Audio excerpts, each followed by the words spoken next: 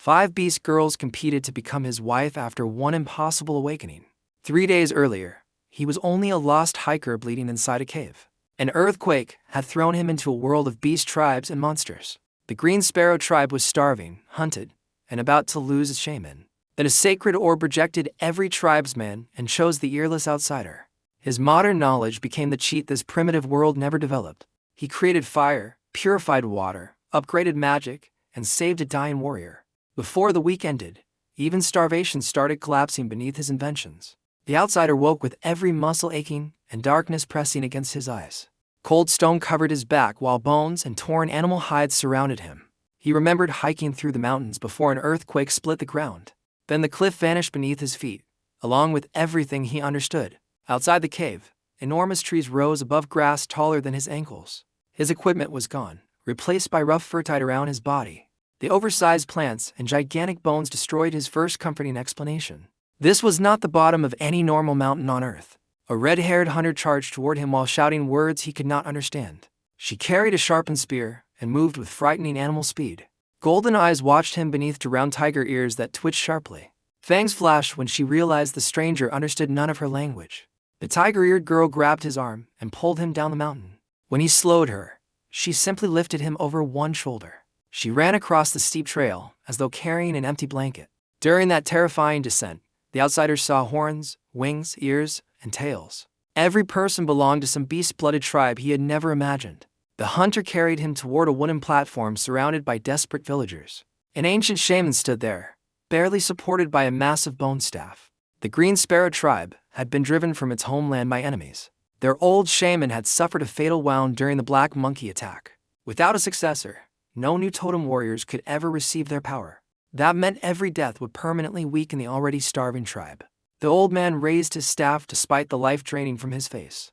Blue light crawled across the bone like veins filled with lightning. A glowing orb entered the crowd and searched from person to person. Hope rose whenever it paused, then collapsed whenever it moved onward. Not one Green Sparrow tribesman possessed the talent to inherit shaman magic. The old shaman started giving final instructions to Green, his trusted assistant. He ordered the survivors to seek shelter with a peaceful northern tribe. Then the sacred orb suddenly accelerated toward the tiger-eared girl. Her eyes widened because everyone believed the tribe had found its answer. The orb stopped before her face and rejected her without explanation. It turned once, crossed the platform, and slammed into the unconscious outsider. Pain exploded behind his eyes before the entire world disappeared again. The crowd stared at the stranger who had arrived without ears, claws, or tail. Confusion lasted only seconds because any living shaman meant the tribe could survive. His word would become tribal law once the inheritance finished. Then the dying shaman studied the newcomer's ordinary human features carefully. Instead of fear, recognition and wild hope filled the old man's expression. He declared that this earless stranger would make Green Sparrow powerful again. With that final prophecy, the old shaman smiled and released his last breath. Inside the darkness, the outsider entered an endless white space filled with symbols. Hundreds of tadpole-shaped marks floated before him like pieces of a puzzle. He could not read them, but their patterns looked strangely mathematical. The engineering graduate rearranged the symbols according to relationships he recognized. Each correct sequence flashed gold and released energy into his body. What generations considered sacred inheritance felt like elementary logic to him. He completed the entire trial in minutes instead of days. Golden symbols rushed through his mind and rewrote how he heard the world. When he awakened, every beast tribesman was kneeling around the platform. Their language now sounded completely natural inside his transformed mind. Green explained that the inheritance had named him their new shaman. More than 50 hungry people were now waiting for his first decision. Back on Earth, he had never even reached junior management. Here, one magical accident had placed an endangered civilization in his hands. He looked across the crowd and noticed everyone clutching pieces of raw meat. His first order was simple because leadership meant solving immediate problems. The tribe needed to eat before anyone discussed magic, enemies, or destiny. Every family offered its portion so the shaman could choose first. Then the entire crowd bit directly into bloody meat without cooking it. The outsider stopped the tiger-eared girl before her fangs reached another piece. He asked whether the tribe possessed fire, expecting an obvious answer. They had lost their remaining flames while escaping through days of rain. Their only plan was waiting until lightning struck another tree. To the tribe, fire belonged to storms, shamans, and rare magical tools. To the modern outsider, it belonged to dry grass and friction. He ordered them to gather pine, tinder, straight wood, and a bone knife. The tiger-eared girl returned first, followed closely by a smaller horned rival. Both women competed for the honored position beside the newly chosen shaman. The rivalry intensified whenever he praised one before the other. He ignored the contest and carved a small hollow into the dry pine. A sharpened stick began spinning rapidly between his blistering palms. The entire tribe watched without breathing as black dust gathered beneath it. At first, nothing appeared except smoke and growing doubt. The newcomer increased the pressure until one glowing ember finally formed. He surrounded it with grass and fed it careful breaths. A tiny flame opened, trembled, and almost vanished beneath the watching crowd. Then the tinder caught and orange fire climbed above his hands. The Green Sparrow Tribe erupted as though a god had answered them. Tails whipped through the air, while warriors and children shouted his title. He added twigs, branches, and logs until the flame became a roaring blaze. Cooked meat filled the clearing with a smell nobody wanted to resist. The outsider had not cast a spell or spent a single magical card. He had used ordinary knowledge that this world had somehow never developed. That difference made him more dangerous than any inherited combat talent. The tiger-eared girl immediately begged to learn the process herself. The horned girl demanded the same chance before her rival gained an advantage. He promised to teach both of them, then eventually the entire tribe. Green handed him the old shaman scrolls while the first meal cooked. The fire had saved one afternoon, but the inherited writings hid a greater weapon. The tribe had chosen him, and modern knowledge was about to rewrite their world. The old shaman's mysterious scrolls were burning a hole in his curiosity. Just pure caveman barbecue, but it had this crispy tinder thing going on that he was not expecting. Still, his brain immediately started making a mental checklist. He added salt to his mental checklist and decided to solve that problem after eating. So, about the fire thing, he sighed, got up, and told him to gather everyone. Time for Professor Shaman's first class. The whole tribe assembled, buzzing with excitement, carving the hole, packing the tinder, spinning the stick. They nodded yes and shook their heads no at the same time. He called the tiger-eared girl up as his first apprentice. He told her she'd be fine and walked her through each step. He told her to relax about 4 times. 7 painful minutes later, smoke appeared, then flame. And the tiger-eared girl absolutely lost her mind. If SH could do it, maybe this wasn't exclusive shaman magic after all. The tribe erupted again, and now everyone wanted in. And here's the thing about a crowd of excited beast girls raising their arms. He had spent 20 minutes teaching the people at this rate. He would be doing fire tutorials until next Tuesday. He told them whoever taught the most tribes people to make fire would get an extra piece of meat at dinner. At the exact same time, glared at each other for saying the same thing, and then sprinted in opposite directions, dragging tribes people behind them, competing to see who could produce fire makers faster. People shouting, smoke rising everywhere, little fires popping up left and right, and his two rival assistants racing each other like it was the tribal Olympics. After the fire-making class wrapped up, he suddenly realized he had created a monster. 30-something campfires were blazing across the clearing, and the temperature had shot up by at least 10. One gust of wind in the wrong direction, and they go from tribe that just discovered fire to tribe that burned down the entire continent. On day 1, he yelled for everyone to put the fires out. Green backed him up immediately, screaming about forest fires. They'd all seen wildfires before and knew exactly how terrifying that was. Someone shouted, "They don't have enough water." It looked as though he had revealed another spell from the sacred scrolls. They had genuinely never considered that dirt could smother fire. Their entire fire-extinguishing knowledge began and ended with pour water on it. He was starting to understand why they needed a shaman so badly. Some of these beast people were launching clumps of earth 20 to 30 meters into the air with their bare hands. The tiger-eared girl and the horned girl, of course, turned firefighting into yet another competition. They were standing with their backs to the fires, digging like dogs at the beach, kicking dirt backward through their legs at maximum velocity. Other tribe members started evacuating the area just to avoid getting pelted by high-speed mud missiles from the 2 most competitive women in prehistoric history. When they got down to the last few fires, he suddenly had a brain moment. Apparently, the horned girl had extinguished more fires and was already doing a victory dance nearby. The tiger-eared girl was devastated about losing by 1 fire. He rubbed her head and ears and told her to calm down, then explained that they needed to keep 1 fire burning and move it into the cave. Nights were cold, and while they could always make new fire the hard way, having 1 already going was way more convenient. Her ears popped right back up once she understood he was not sabotaging her score, but actually thinking ahead for the tribe. The horned girl immediately tried to follow, desperate not to let the tiger-eared girl score bonus points with him. Take some people and gather as much dry firewood as possible for keeping the cave fires going through the night. Managing these 2 was becoming a full-time job, but he was getting better at it. Equal attention, separate tasks, endless competition fuel. With the fires handled and everyone busy, he wandered across the clearing and ended up standing over the old shaman's body.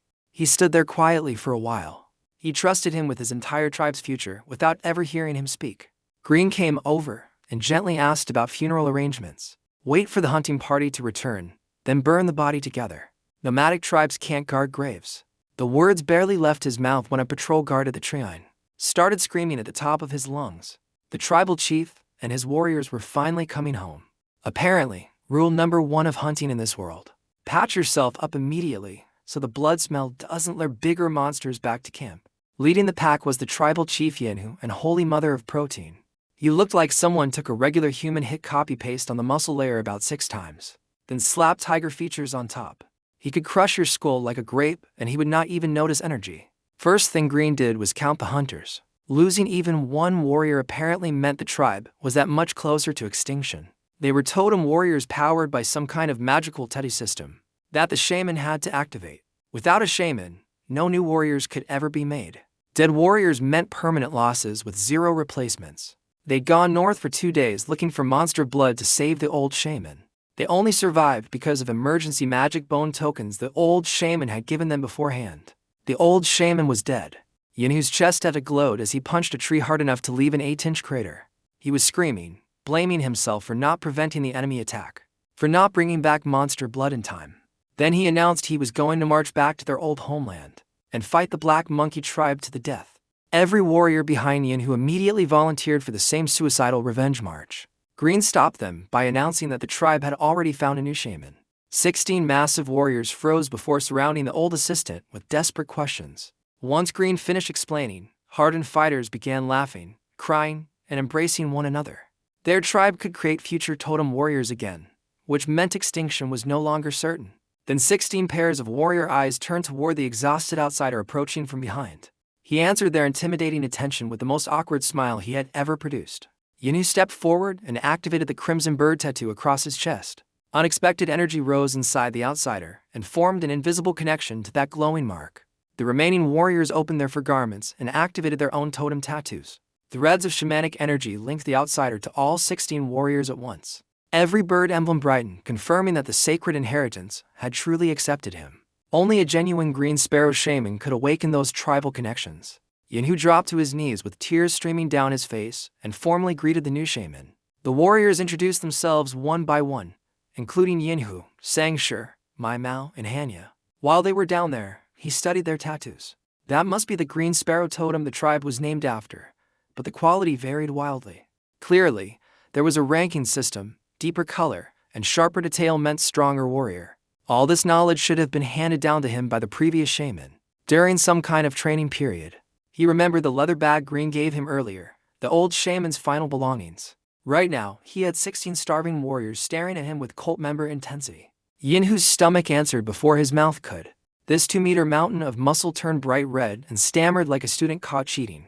By the time he walked back with the warriors at his painfully normal human speed, a mountain of meat was already piled up on the clearing, and the whole tribe was waiting to welcome them home. 3 pieces per warrior, triple the normal ration.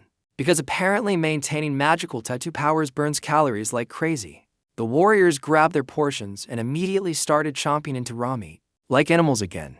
These guys weren't here for the fire lesson, right? He told Yenhu to stop and wait for cooked meat. But they don't have fire anymore. The other warriors nodded along, equally baffled. She grabbed dry pine wood, a stick, some grass, set everything up like a pro, and drilled out a flame in under 3 minutes. She spun around with her tiger ears bouncing triumphantly and announced to her father and his warrior squad with the smuggest grin he had ever seen on a face with fangs. When the tiger-eared girl lit that fire in front of her dad, the man's eyeballs nearly rolled out of his skull and bounced across the dirt. Yenhu. The other warriors weren't any better. Yenhu finally managed to stammer out a question to his daughter. The tiger-eared girl lifted her head proudly and explained that the shaman had taught her, though he insisted it was survival knowledge. Then the horn girl couldn't stand it anymore. Sangshur looked at his tiny horn-headed daughter like she just told him she could fly. She grabbed materials, squatted down, and drilled out a fire 20 seconds faster than the tiger-eared girl. The rest of the warriors were in similar states of brain failure. Other kids in the tribe, sons and daughters of various warriors, saw the tiger-eared girl and the horned girl showing off and immediately caught the competitive bug.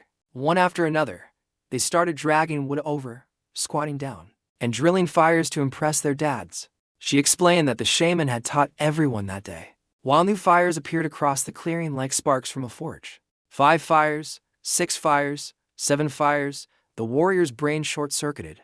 By the time the 6th kid lit a fire, they were just standing there with empty expressions, broken inside. They'd left camp for a few days to hunt monsters and came home to find that, apparently everyone in the tribe had become a wizard while they were gone. Rows of buried practice fires marked the ground from their chaotic first lesson. Everyone who stayed behind can do it now, he said casually, like he had not just revolutionized their entire civilization's relationship with fire in a single afternoon.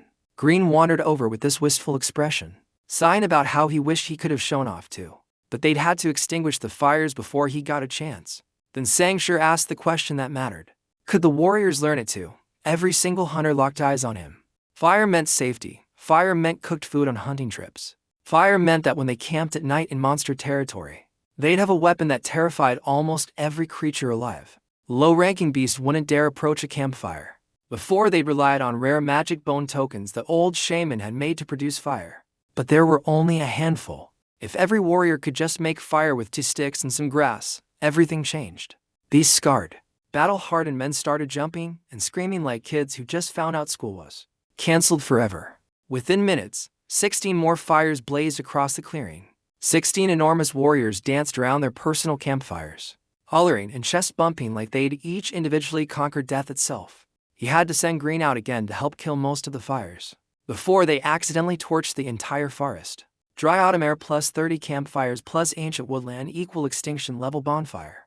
Yinhu and the experienced warriors immediately switched into serious mode, herding everyone back into the cave and posting guards at the entrance. Fire could scare off the small monsters, sure, but the big ones, the high-ranked beast, they'd charge straight through a campfire without blinking, dying by fire or dying by teeth. So they huddled in their cave, fires burning at the entrance, listening to things with very large mouths prowling around in the dark outside. And he thought to himself, one day down a shaman exposed the entire tribe to the miracle of rubbing sticks together. He had not noticed the 2 warrior fathers deciding his future while he studied the unfamiliar sky. 2 moons, one big yellowish one about the size of the sun and one smaller white one like Earth's moon, hanging in the sky together like mismatched earrings on a cosmic giant. He did not even know which direction was north anymore on Earth. On Earth, people found directions from the sun setting in the west, but here, what if this planet spins sideways? His brain started chasing its own tail trying to work out alien planetary physics, and he ended up just standing there like an idiot, mouth half open, staring at 2 moons and questioning everything he ever learned in geography class. Meanwhile, behind him in the cave, Yinhu and Sangshur were having a very interesting conversation that he only caught fragments of. They were discussing him, specifically trying to figure out where he came from. They couldn't match him to any tribe they knew. No beast ears, no horns, no tail, no claws. Skinny enough that a monster could swallow him like a vitamin pill. Yinhu couldn't imagine what kind of tribe would produce someone like him and survive in the wild. Sangshur had a theory, though. Maybe his entire tribe was made up of shamans. If everyone, where he came from, could use magic, then who needs muscles? On Earth, they replaced muscles with pizza delivery and Netflix. The warrior chiefs then discussed an old custom tied to shaman succession. A shaman usually received an adult attendant who shared resources and protected the sacred role. That attendant could eventually become a recognized partner if both people accepted the bond. Yinhu immediately favored the tiger-eared girl because she was disciplined and loyal. Sangshur argued that the horned girl possessed greater strength and sharper instincts. Their practical discussion turned competitive before either man noticed how ridiculous it sounded. Within moments, 2 enormous warriors were wrestling across the cave floor. Everyone nearby quietly moved aside because this argument had clearly happened before. The outsider heard the crash and demanded an explanation from both tribal leaders. They separated instantly and pretended the fight had been harmless training. Neither man admitted they were already planning possible marriage candidates for the new shaman. The outsider remained completely unaware that the title of shaman included expectations beyond magic. Above him, Tamoons confirmed that Earth was impossibly far away. Behind him, the fathers continued measuring loyalty, strength, and compatibility in whispers. Their daughters soon received private instructions that left both young women embarrassed. The tiger-eared girl and the horned girl immediately recognized each other as rivals. Neither intended to surrender the honored position beside the tribe's new leader. The outsider only noticed their sudden silence and assumed exhaustion had finally won. He ordered everyone to rest because morning would bring hunger, danger, and difficult decisions. While the rival families plotted, he turned toward the old shaman's remaining knowledge. The cave was enormous, and 50-some people fit inside with room to spare. Near his sleeping area, a quiet deer-antlered child struggled to keep the fire alive. Her name was Sia, and exhaustion kept pulling her dangerously close to the flames. The outsider caught her before she fell and guided her safely away from the fire. She apologized in a voice so small that he almost missed it. Unlike the two outspoken rivals, Sia avoided attention and watched everyone from a distance. Her thin arms and cautious movements showed how badly exile had affected her. He asked Green to make sure the child received food and proper rest. Sia looked surprised that the new shaman noticed someone with no fighting ability. She gave a tiny nod, then retreated toward the other children. The moment stayed with him because leadership could not protect only the strongest. Finally alone, he opened the leather bag containing the old shaman's final inheritance. Ancient hides, carved bone cards, and mathematical symbols waited inside. Finally alone, he pulled out the old shaman's leather bag and started studying everything by firelight. The big hide and several smaller hides were covered in those tadpole symbols. Individually, he could not read a single one, but somehow when he looked at them together, meaning just appeared in his brain. Thank you, magical puzzle download. There were also 5 bone tablets carved with patterns. 2 pairs had matching designs, and one was unique. He could feel the energy inside him reacting to them, but couldn't figure out how to use them yet. Turns out both shamans and totem warriors have ranking systems. Shamans have the same 3 tiers. Yinhu was at the peak of the beginner warrior rank, 1 breakthrough away from intermediate. The old shaman had been a low-level shaman, but knew 3 spells, which apparently made him pretty impressive for his rank. The 5 bone tablets were shamanic bone cards, basically magical grenades you activate with your energy. The old shaman had left behind 3 different spells stored in them. A fire blast spell, 2 cards, a healing spell, 2 cards, and an energy boost spell, 1 card. That basically worked like a magical Red Bull. He clearly thought the caffeine spell was lame because he only bothered making 1. The scrolls also explained how shamans are classified by their specialty: poison shamans, fortune-telling shamans, healing shamans, combat shamans. The old shaman was mainly a healer, but could also shoot fire, making him a healer-fighter hybrid. To grow his magical reserves and get stronger, he needed to meditate, sit cross-legged, clear his mind, enter a trance state. He arranged himself on the ground, crossed his legs, closed his eyes, took a deep breath, and prepared to unlock his magical potential for the very first time. He had just crossed his legs and was about to unlock his inner magical potential for the first time, when he heard whispering and footsteps creeping toward him through the dark cave because, of course, the universe apparently has a strict policy against letting him have 5 consecutive minutes of peace. Before meditation began, the 2 rival attendants approached through the dark cave. The tiger-eared girl claimed her father had ordered her to guard the new shaman. The horned girl announced that Sangshur had given her the same responsibility. Each insisted she was the better choice for the honored position beside him. Their whispers quickly became an argument about loyalty, strength, and who learned fire faster. He stopped the dispute before 50 exhausted tribespeople woke again. Both women immediately lowered their heads and waited for his decision. The outsider allowed them to remain as guards, but established clear boundaries. They would rest beyond the fire while he studied and meditated alone. The tiger-eared girl objected until he threatened to send both rivals away. That ended the argument faster than any warrior command. They crossed to the opposite side and lay down without another complaint. Even while resting, each kept one eye open whenever the other moved. Their fathers expected a future partnership, but the outsider accepted only practical protection. He returned to the scrolls while the 2 rivals slowly fell asleep. Within minutes, the cave became quiet except for their breathing. At last, nothing remained between him and the mysterious meditation method. Then his mind entered the white space faster than any shaman before him. There was no waiting and no 30-minute warm-up period like the scrolls described. Apparently, his brain had a VIP fast pass to the meditation dimension. No giant wall of symbols, just endless white, nothing. No gravity in the void. So running felt like floating on air and found a cluster of 7 or 8 tadpole symbols, waiting to be solved. They flashed gold, dissolved, and poured into his body as raw magical energy. Meditation training was doing math problems. Every cluster of symbols he solved converted into shaman power inside him. This was like finding out the key to ultimate magical power was passing a middle school exam. He went on a rampage sprinting around the white void. hunting for symbol clusters like a kid collecting coins in a video game. 20-some puzzles later, his magical reserves had roughly doubled. But for someone who survived university calculus, child's play, he was basically cheating at magic. His body started feeling stuffed, like he had eaten too much at an all-you-can-eat buffet. Except the food was raw magical energy. Since he could not absorb more energy, but was still floating in meditation space, he decided to practice actual spells. Started with the healing spell from the old shaman's notes. 8 tadpole symbols arranged in sequence. Green light formed, smelled like fresh forest air, and he tossed it at himself since there was nothing else to target. He started the spell again to practice speed casting, and that's when his engineering brain kicked into overdrive. While assembling the symbols, he noticed something nobody in this world had probably ever noticed. Symbol 4 and symbol 5 could be merged into a single combined symbol, and symbol 6, he recognized it from one of the math puzzles. Spell formulas could be modified, merged symbols 4 and 5 into one new hybrid symbol. The 8-symbol spell became a 7-symbol spell. Then the symbols started vibrating one by one, running that same self-check sequence he had seen during the inheritance ceremony. Compared to the wimpy, lukewarm handshake the original spell gave him, this upgraded version was at least 3 times more powerful. He had been a shaman for less than a day, and he had already reverse-engineered and improved an ancient magical spell using basic algebra. Every shaman before him had been copying formulas passed down for generations, never questioning whether the recipe could be optimized.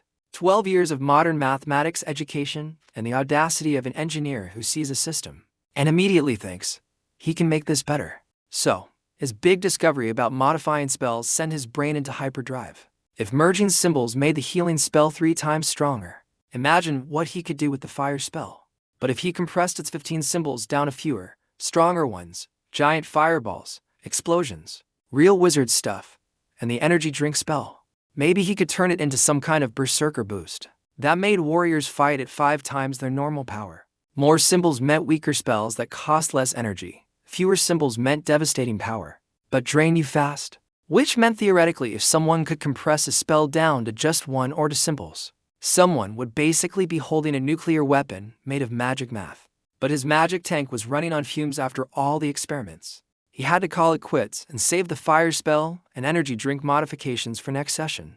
He popped out of meditation, found the campfire dead, and both beast girls twisted into a pretzel pile on their side of the cave, sleeping like angels.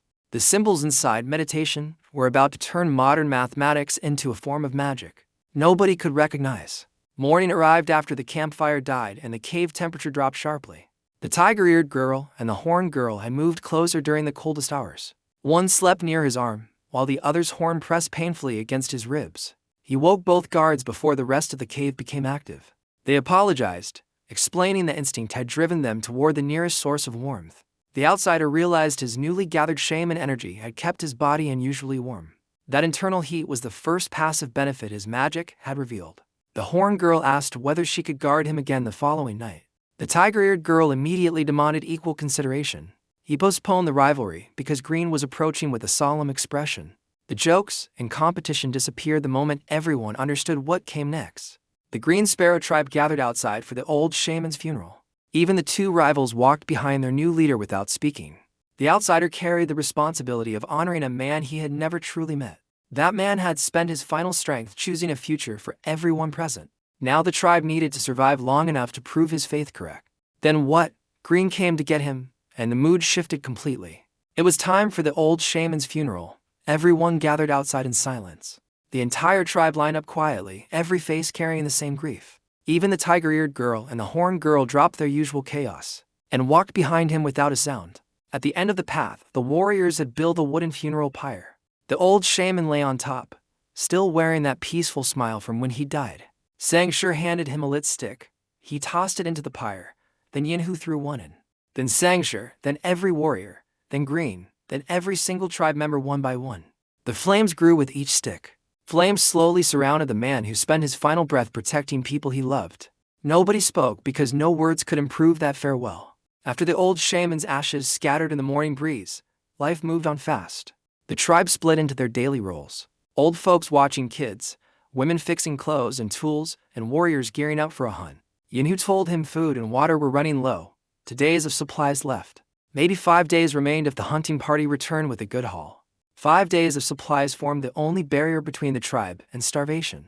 One bad rainstorm, one animal migration, one unlucky encounter with a high-level beast, and they'd be chewing on tree bark and regret. He told Yinhu to take all the warriors hunting instead of leaving half behind to babysit him.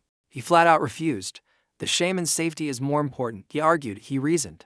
He pulled rank. He literally ordered him as his supreme magical leader. Yinhu looked him directly in the eyes and refused. This 2-meter wall of tiger muscle still bowed to him like a sacred leader. Apparently, obey the shaman's every word has a footnote that says, except when the shaman is being dumb about his own safety. He gave up. Nobody could outstubborn a man whose skull is thicker than his biceps. And his biceps could bench press a truck. His throat was dry from all the arguing, so he asked his two permanent shadows to fetch him water. Both of them lit up like he had offered them a medal and sprinted off in opposite directions, racing to see who could bring water back faster.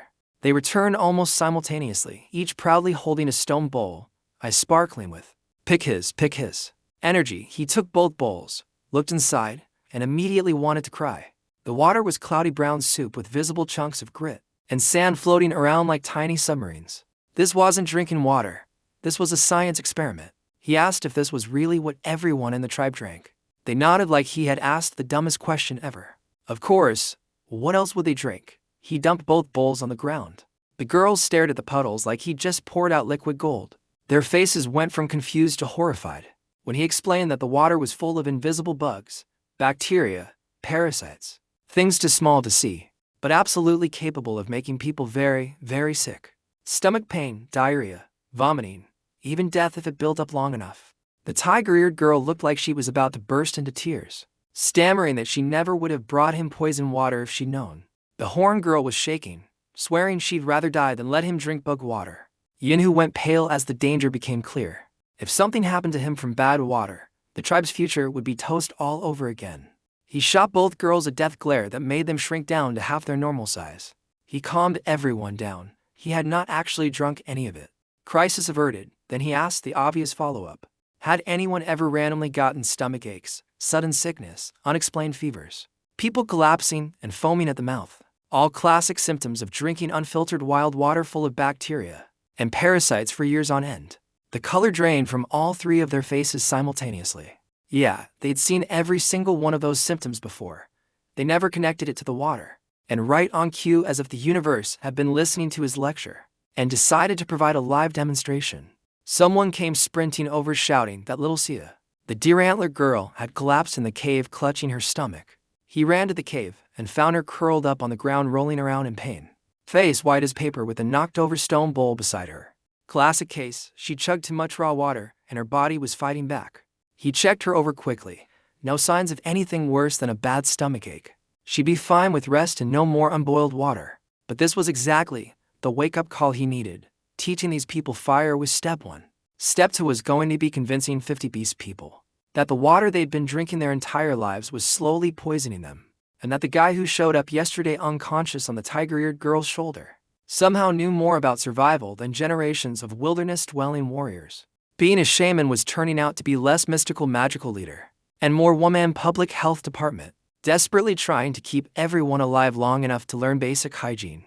He considered using the upgraded healing spell, but it could not remove illness from contaminated water. The problem required prevention, clean water, and time instead of another magical shortcut. So, he just patted her soft little antlers and wiped the sweat off her face like a concerned dad, which was basically the extent of his medical capabilities at that moment. The tribe was buzzing with panic behind him. Water has bugs in it. Is that real? The shaman said it. So, it must be true. So, do they just stop drinking water forever? These people had been chugging unfiltered creek water their entire lives, and never once made the connection between mystery stomach explosions and the liquid sandpaper they were pouring down their throats daily. He told everyone to calm down, explained the whole bacteria situation again for the group, and watched 50 beast people go through the 5 stages of grief about their drinking water in real time.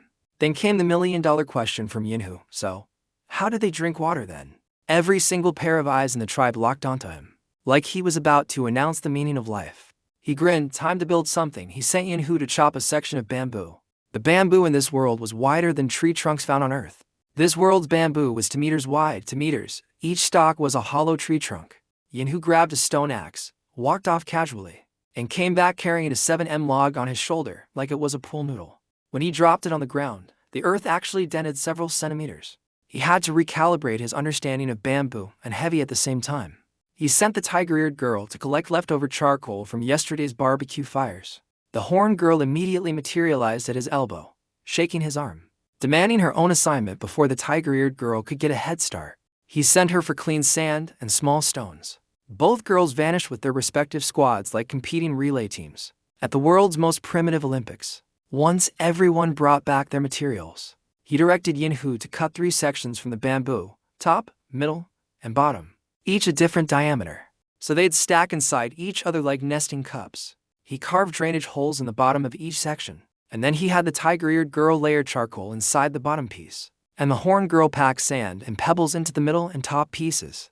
3 layers, top layer, small stones to catch the big junk and hold everything in place. Middle layer, fine sand to trap the smaller particles. The bottom layer used charcoal to absorb toxins, discoloration, and unpleasant taste. 3 filtration stages formed a bamboo tower far beyond anything the tribe had seen. It would never meet modern laboratory standards, but it could remove most visible contamination. Both beast women crouched beside the invention like curious hunters examining a strange weapon. They touched every layer, while ears twitched and tails moved with restless anticipation. Yinhu suspended the filter with rope and placed an empty bamboo container beneath it. The outsider poured the tribe's muddy creek water into the upper chamber. Water passed through stones, fine sand, and charcoal before dripping into the container below. What emerged looked clear enough to belong in a mountain spring advertisement. The tiger-eared girl's ears froze while the horned girl's tail stopped moving. Every tribesman stared at transparent water as though witnessing a forbidden transformation. Most of them had probably never seen water this clear. With bamboo, burnt wood, and sand, the outsider had built their first water filter. The tribe reacted as though he had transformed worthless mud into treasure. By his second day as shaman, fire and public health had already changed the camp. The tribe finally saw clear water. But one collapsing child revealed how close invisible death had been. The clear water continued dripping while Yinhu watched with uncontrollable curiosity. Before anyone stopped him, the chief filled the bowl and swallowed it immediately. His eyes widened because clean water tasted completely different from the muddy liquid he knew. The reaction resembled someone tasting real food after decades of chewing cardboard. The outsider blocked a second bowl because filtration alone did not remove every invisible danger. And he was not about to let the tribe's strongest warrior give himself parasites, because he discovered flavor. He told him to build a fire, set up a stone pot, and boil the filtered water. Except nobody here had ever boiled water before. The tiger-eared girl asked him what boiling even meant. He told her to watch for white steam rising from the pot. The entire tribe crouched around the stone pot like it was a crystal ball, waiting for the magical smoke prophecy to come true. Stone conducts heat about as well as a brick conducts electricity. He mentally added invent pottery to his ever-growing to-do list. Right between find salt and don't die. Another 5 agonizing minutes crawled by before tiny bubbles finally appeared and then steam. The horned girl spotted it first and screamed like she discovered a new continent. The water is smoking. The shaman was right. The tiger-eared girl was so excited she scooped a bowl of freshly boiled volcanic temperature water and poured it directly into her mouth. The result was exactly what someone would expect. Her face turned the color of a fire truck. The rest of the tribe recoiled in terror, backing away from the pot like it had just attacked their strongest warrior's daughter.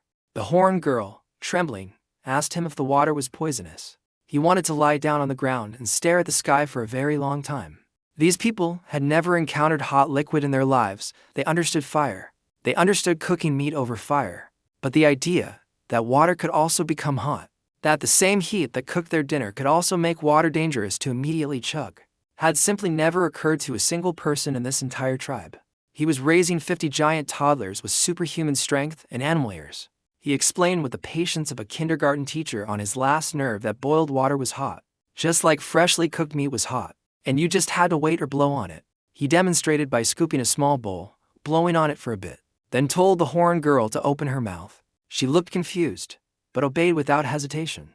He tilted the bowl and poured warm water past her lips. No burning, just warmth, gentle, cozy, spreading from her mouth down to her stomach like drinking liquid sunshine. Her tail started wagging at maximum speed, and she nodded so hard her horn almost took out his chin. She looked exactly like a puppy who'd just been hand-fed a treat by its favorite person. He handed her the bowl and told her to blow on it herself from now on. You're not going to feed him anymore. The disappointment in her voice could have filled an ocean. He told her he needed to drink too. She deflated visibly like someone had let the air out of a balloon shaped like happiness. Then she glanced over at the tiger-eared girl who was still standing there, with her tongue hanging out, fanning her scorched mouth, looking absolutely ridiculous. And the horned girl's mood did a complete 180. That demon tail started swishing back and forth like a victory flag. Meanwhile, he sat there sipping his first proper drink in this world. Warm, clean, filtered water. Wondering how he had ended up as the single father of an entire civilization that couldn't figure out hot water was hot. He drank his first proper cup of warm filtered water. The first cup of warm filtered water tasted better than anything he expected. Mountain water passing through charcoal carried a clean flavor absent from their muddy supply. The tribe copied his careful example by blowing across each steaming bowl. Excitement quickly defeated patience, and several people swallowed the water too soon. Even minor burns could not reduce their amazement at the clean taste. Green called the process magic again, and the outsider finally stopped correcting him. Then he remembered Sia had received nothing since raw water was forbidden. He carried a warm bowl into the cave while both rival attendants followed. Sia looked exhausted, with cracked lips and antlers dulled by dehydration. He supported her carefully and offered the water in slow, manageable sips. The sight reminded him of the younger sister he had left behind on Earth. His sister had been loud and rebellious, completely different from the silent orphan. For the first time, he wondered how his family understood his sudden disappearance. Sia awakened fully and realized the new shaman was helping her drink. Embarrassment made her retreat, so he placed the bowl nearby without pressuring her. Her fear came from trauma and isolation, not distrust of him personally. He left the bowl on the ground for her and walked away without pushing it. Some things you don't fix by being pushy. On the walk back outside, he asked the tiger-eared girl what had happened to Sia. Turns out the Black Monkey Tribe, the same enemies who wounded the old shaman, had attacked their homeland, and Sia's parents died fighting them off. A 13-year-old orphan made mute by trauma, surrounded by beast people who loved her, but had zero concept of therapy. The horned girl vowed to become an official shaman attendant and train until she could avenge Sia's family. The tiger-eared girl immediately declared that she would earn the position first. The rivalry transformed grief into a fierce promise to reclaim the Green Sparrow homeland. The outsider redirected their anger toward learning the enemy's actual strength. He steered the conversation towards something actually useful, and asked how strong the Black Monkey Tribe was.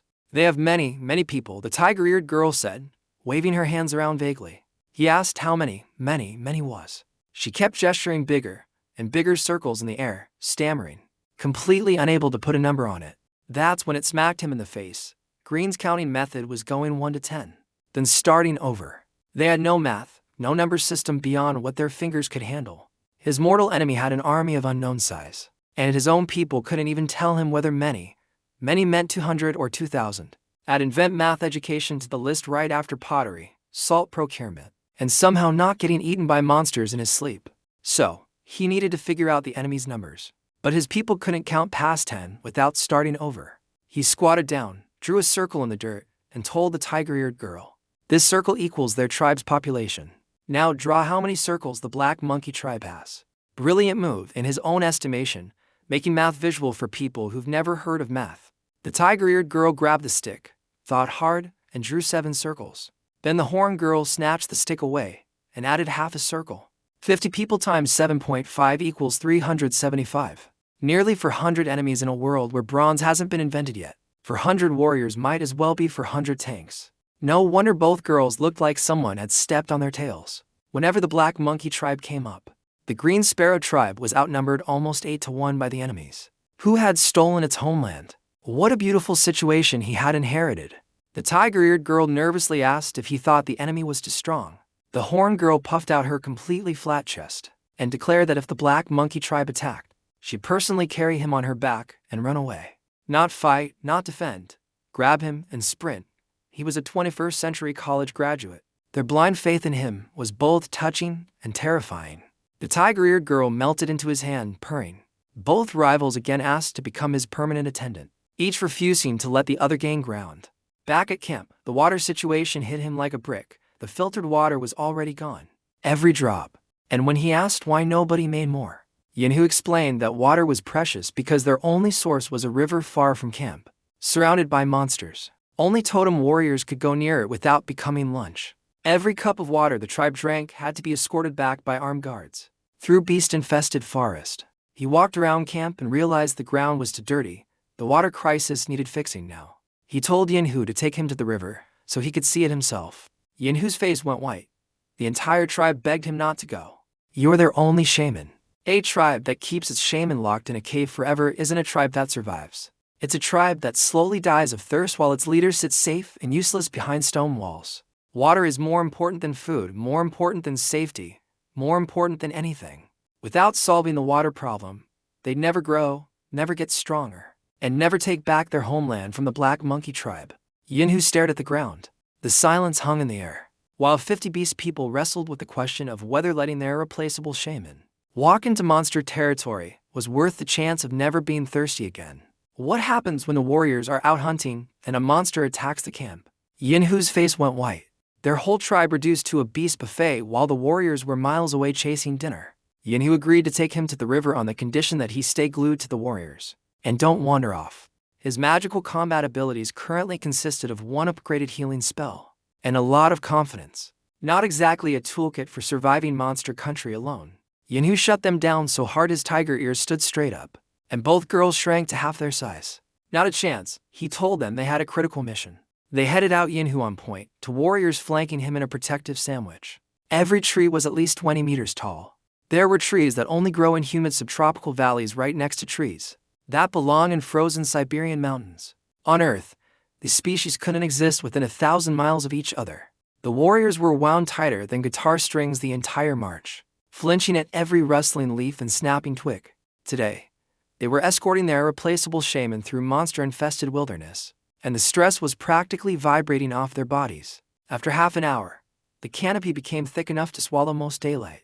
Yinhu suddenly crouched as heavy movement crashed through the trees ahead. Two warriors pushed the shaman behind their raised stone spears. He extended his magical senses and detected one human figure approaching at high speed. The runner was Mai, a member of the tribe's hunting party. Yinhu recognized the accuracy of the shaman's senses, but the emergency allowed no questions. Before the river plan could begin, a wounded warrior arrived with his stomach torn open. Mai burst into view with panic written across his face. One of their warriors, Mao, had been ambushed by a rank 8 monster called the spike horn pig. The monster had opened Mao's stomach, leaving him unconscious and bleeding rapidly. The hunting party had killed the pig, but Mao was dying fast. He told everyone to shut up and move. Yinhu scooped him onto his shoulder like he was a rolled-up newspaper and took off, sprinting through the forest. Trees in his way, chopped down mid-stride boulders jumped clean over. He clung to a 2-meter tiger warrior's shoulder, while the forest blurred around them. Totem warriors are absolutely terrifying. The outsider immediately understood that the tribe needed more totem warriors. They burst into the hunting party's clearing. Mao lay inside a defensive circle, his stomach torn open by a long bleeding wound. The dead spike horn pig was flopped nearby.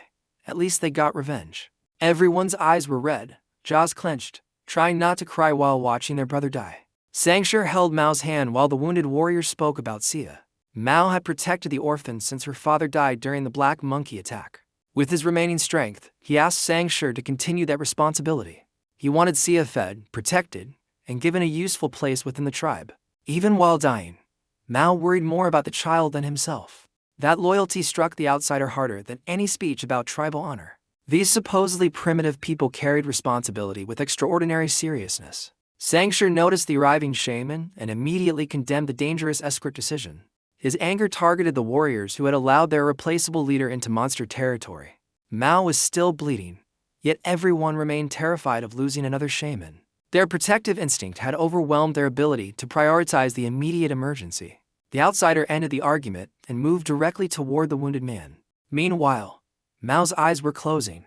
The warriors knew the old shaman's healing bone cards could only fix palm-sized wounds. Mao's injury was way beyond that. They'd need 4 or 5 cards to save him, and they only had 2. By their math, he was already dead. By his math, he had a 3 times upgraded healing spell sitting in his magical reserves. And nobody in this world knew it existed yet. He told everyone to shut up and get out of his way. When they parted, he got his first real look at Mao's wound and almost lost his breakfast. His stomach was sliced open like a zipper, a gash the length of his palm, blood pouring out. The injury was severe enough that even experienced warriors refused to look directly at it. His stomach flipped, but he kept his face stone cold because nothing kills morale faster than your magical leader. Looking like he's about to puke on the patient, He had no idea if his upgraded healing spell would work on something this catastrophic. The original version could barely handle a paper cut, but the guy was literally dying in front of him. So, the options were try the experimental magic or watch him bleed out while doing nothing. The choice was obvious despite the risk. Mao saw him and managed a weak smile before his eyes went dark again. He'd already done the math. The old shaman couldn't have fixed this. To the dying warrior, a first-day shaman had almost no chance of succeeding. Mao closed his eyes as though preparing to say farewell. Yinu took one look at the wound and started screaming at Sangshur about how the hunting party let this happen. Sangshur just stood there taking it in silence. Everyone was drowning in grief. They'd all reached the same conclusion. Not enough healing bone cards. Wound to big warrior is good as dead. That's when he started moving his fingers through the air. The cave went dead silent. Black tadpole symbols materialized out of thin air in front of him, one after another, floating and glowing as he traced them into existence. Every warrior's jaw unhinged simultaneously. One of them rubbed his eyes and stammered that a new shaman shouldn't be able to manifest spell symbols for at least 30 days. He had been shaman for 1 day. Another recognized the pattern. That's the healing spell. He had seen the old shaman use it. 7 symbols formed, merged together, and erupted into green light in his palms. The whole thing took about 3 seconds. He screamed at the guy pressing the blood-soaked fur against the wound to move it, slammed his hands open, and pushed the green energy directly onto that horrifying gash. What happened next was genuinely beautiful. The green light spread over the wound like warm spring rain, releasing this incredible fresh forest scent that made everyone nearby feel calm and peaceful. 7 black symbols assembled above Mao's open wound, 1 fewer than the inherited formula required. The warriors recognized healing magic, then realized a new shaman should not cast it this quickly. Green light struck the torn flesh, carrying the scent of rain through the blood-soaked clearing. Skin pulled inward, vessels closed, and 1/3 of the fatal gash disappeared. Their hope rose, then crashed, because 1/3 still left Mao dying. The outsider formed the symbols again before anyone finished mourning. A second healing wave sealed almost everything the old shaman could never have repaired. Then he cast a 3rd time with 0 hesitation and no recovery break. The final opening closed beneath his palms, leaving only a thin line of new skin. Mao's breathing steadied, and 16 hardened warriors forgot how to speak. The rookie shaman had defeated death using a spell he improved through algebra. When the cheering erupted, it sounded less like gratitude and more like absolute devotion. Nobody even had time to react before he launched spell number 3. At this point, the warriors had transcended shock and entered some kind of spiritual catatonia. Several were pinching their own faces. One had tears streaming down his cheeks without making a sound. They just watched their rookie shaman cast 3 consecutive healing spells without breaking a sweat, something their previous shaman couldn't have done in his prime after decades of practice. The 3rd wave of green light settled over the last sliver of wound. 5 seconds of warm glow, then silence. Mao's bleeding had stopped. The gash was gone, replaced by a thin line of fresh, tender skin. His breathing steadied, his face relaxed. He fell into a peaceful sleep, alive and healing. Sangshur approached carefully and asked whether Mao had truly survived. The outsider confirmed the danger had passed and ordered the blood cleaned away. A thin pink scar remained where a fatal wound had existed moments earlier. Then 16 warriors erupted into cheers and repeatedly shouted the shaman's title. Their voices carried enough force to shake leaves across the surrounding clearing. Gratitude quickly transformed into loyalty deeper than ordinary tribal duty. These men had watched a first-day shaman achieve what decades of experience could not. Modern algebra had turned inherited healing magic into battlefield salvation. For someone ignored in his former office life, the contrast felt almost unreal. After saving Mao's life, the warriors asked him when he had learned magic. He shrugged and said, "Last night, read the scrolls, figured it out." The silence that followed was so thick someone could have spread it on toast. These people had spent decades watching their old shaman struggle to master basic spells in green. The most promising candidate before him took 30 days just to learn his first symbol and still couldn't qualify as a shaman. He did it in 1 evening because the ancient mystical art was basically math homework. But he could not exactly explain that. So, he just stood there looking casual while 16 warriors stared at him like he had announced he could fly. Yinhu and Sangshur started trembling, which he initially thought was fear until he realized they were shaking with excitement. The old shaman's dying prophecy that he had make the tribe great was suddenly looking very, very real to them. He just thought they were being weird. He sent 3 warriors back to camp with the unconscious Mao and the dead spike horn pig, then told everyone else they were continuing to the river. Sangshur protested, "Too dangerous, the shaman can't be risked." He hit him with the same logic he had used on everyone else. If all the warriors get hurt and nobody can fetch water, do they just die of thirst? He shut up and agreed, though. He made it very clear he'd physically drag him out at the first sign of trouble. The formation they put him in was absolutely ridiculous. 10 totem warriors arranged around him in a perfect protective sphere, eyes scanning every direction, weapons ready. He had seen footage of presidential motorcades with less security. He was one skinny magic nerd surrounded by a wall of muscle and murder intent.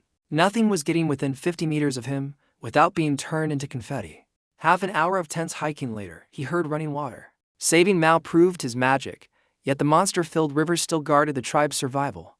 A river maybe 15 meters wide and drinking from its banks was the most insane collection of nightmare creatures he had ever seen. A spike horn pig identical to the monster that nearly killed Mao drank nearby. A wolf-covered head to tail and razor-sharp spines like a porcupine had a baby with a nightmare. Something elephant-sized with ram horns and a 1M frog tongue, slurping water, and huge curls. A regular house cat-sized thing with claws longer than its own fingers. And further down the bank, more shapes he could not even identify from this distance. He asked how on earth the warriors collected water with this monster zoo blocking the shore. Yinhu casually explained that as long as you don't make loud noises, the beasts ignore you. Apparently, there's an unspoken truce at the watering hole. Predators prey, everyone just drinks and minds their own business. Same phenomenon exists on Earth. Actually, animals avoid fighting near water sources because contaminating the water hurts everyone. Nature's version of no fighting in the cafeteria. Yinhu approached the river with the calm pace of someone crossing an ordinary field. To the outsider, the chief seemed to be walking past sleeping weapons capable of killing everyone nearby. He held his breath, ready to send every warrior charging in if anything so much as sneezed in his direction. But he was right. The monsters glanced up, decided he wasn't interesting, and went back to drinking. The water itself was not the real problem.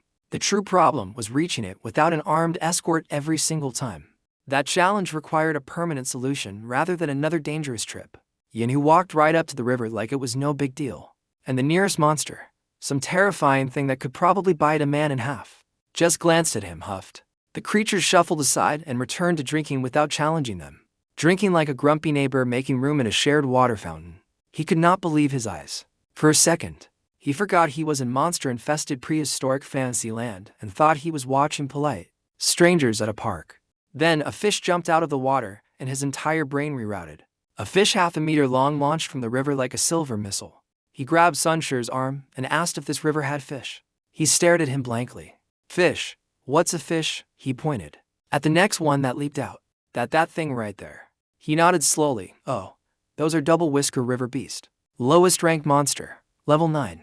Basically harmless. His heart started pounding. Can you eat them? Sure thought about it. They've never tried.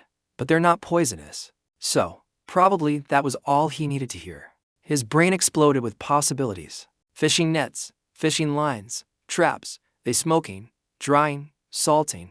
An entire food production industry built around one river full of edible fish that nobody in this world had ever thought to eat because they were too busy chasing land monsters with pointy sticks. Sangshur tried to talk him down, explaining that the fish were too fast to catch and there were dangerous creatures in the water, too.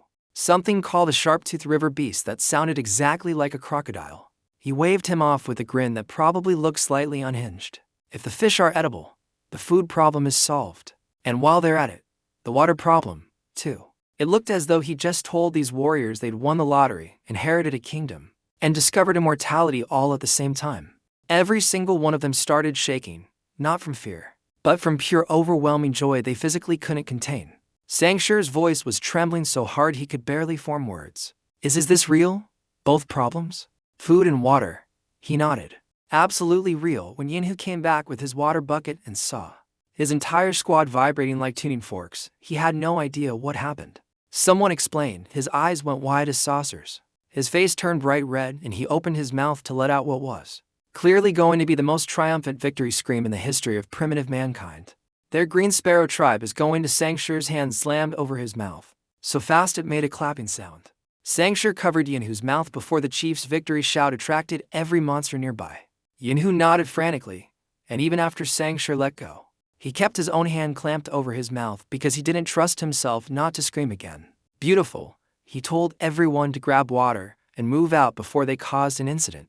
They snatched up bamboo buckets and rushed the riverbank. 6 or 7 enormous red-eyed, trembling with joy warriors charging toward the water like a pack of maniacs.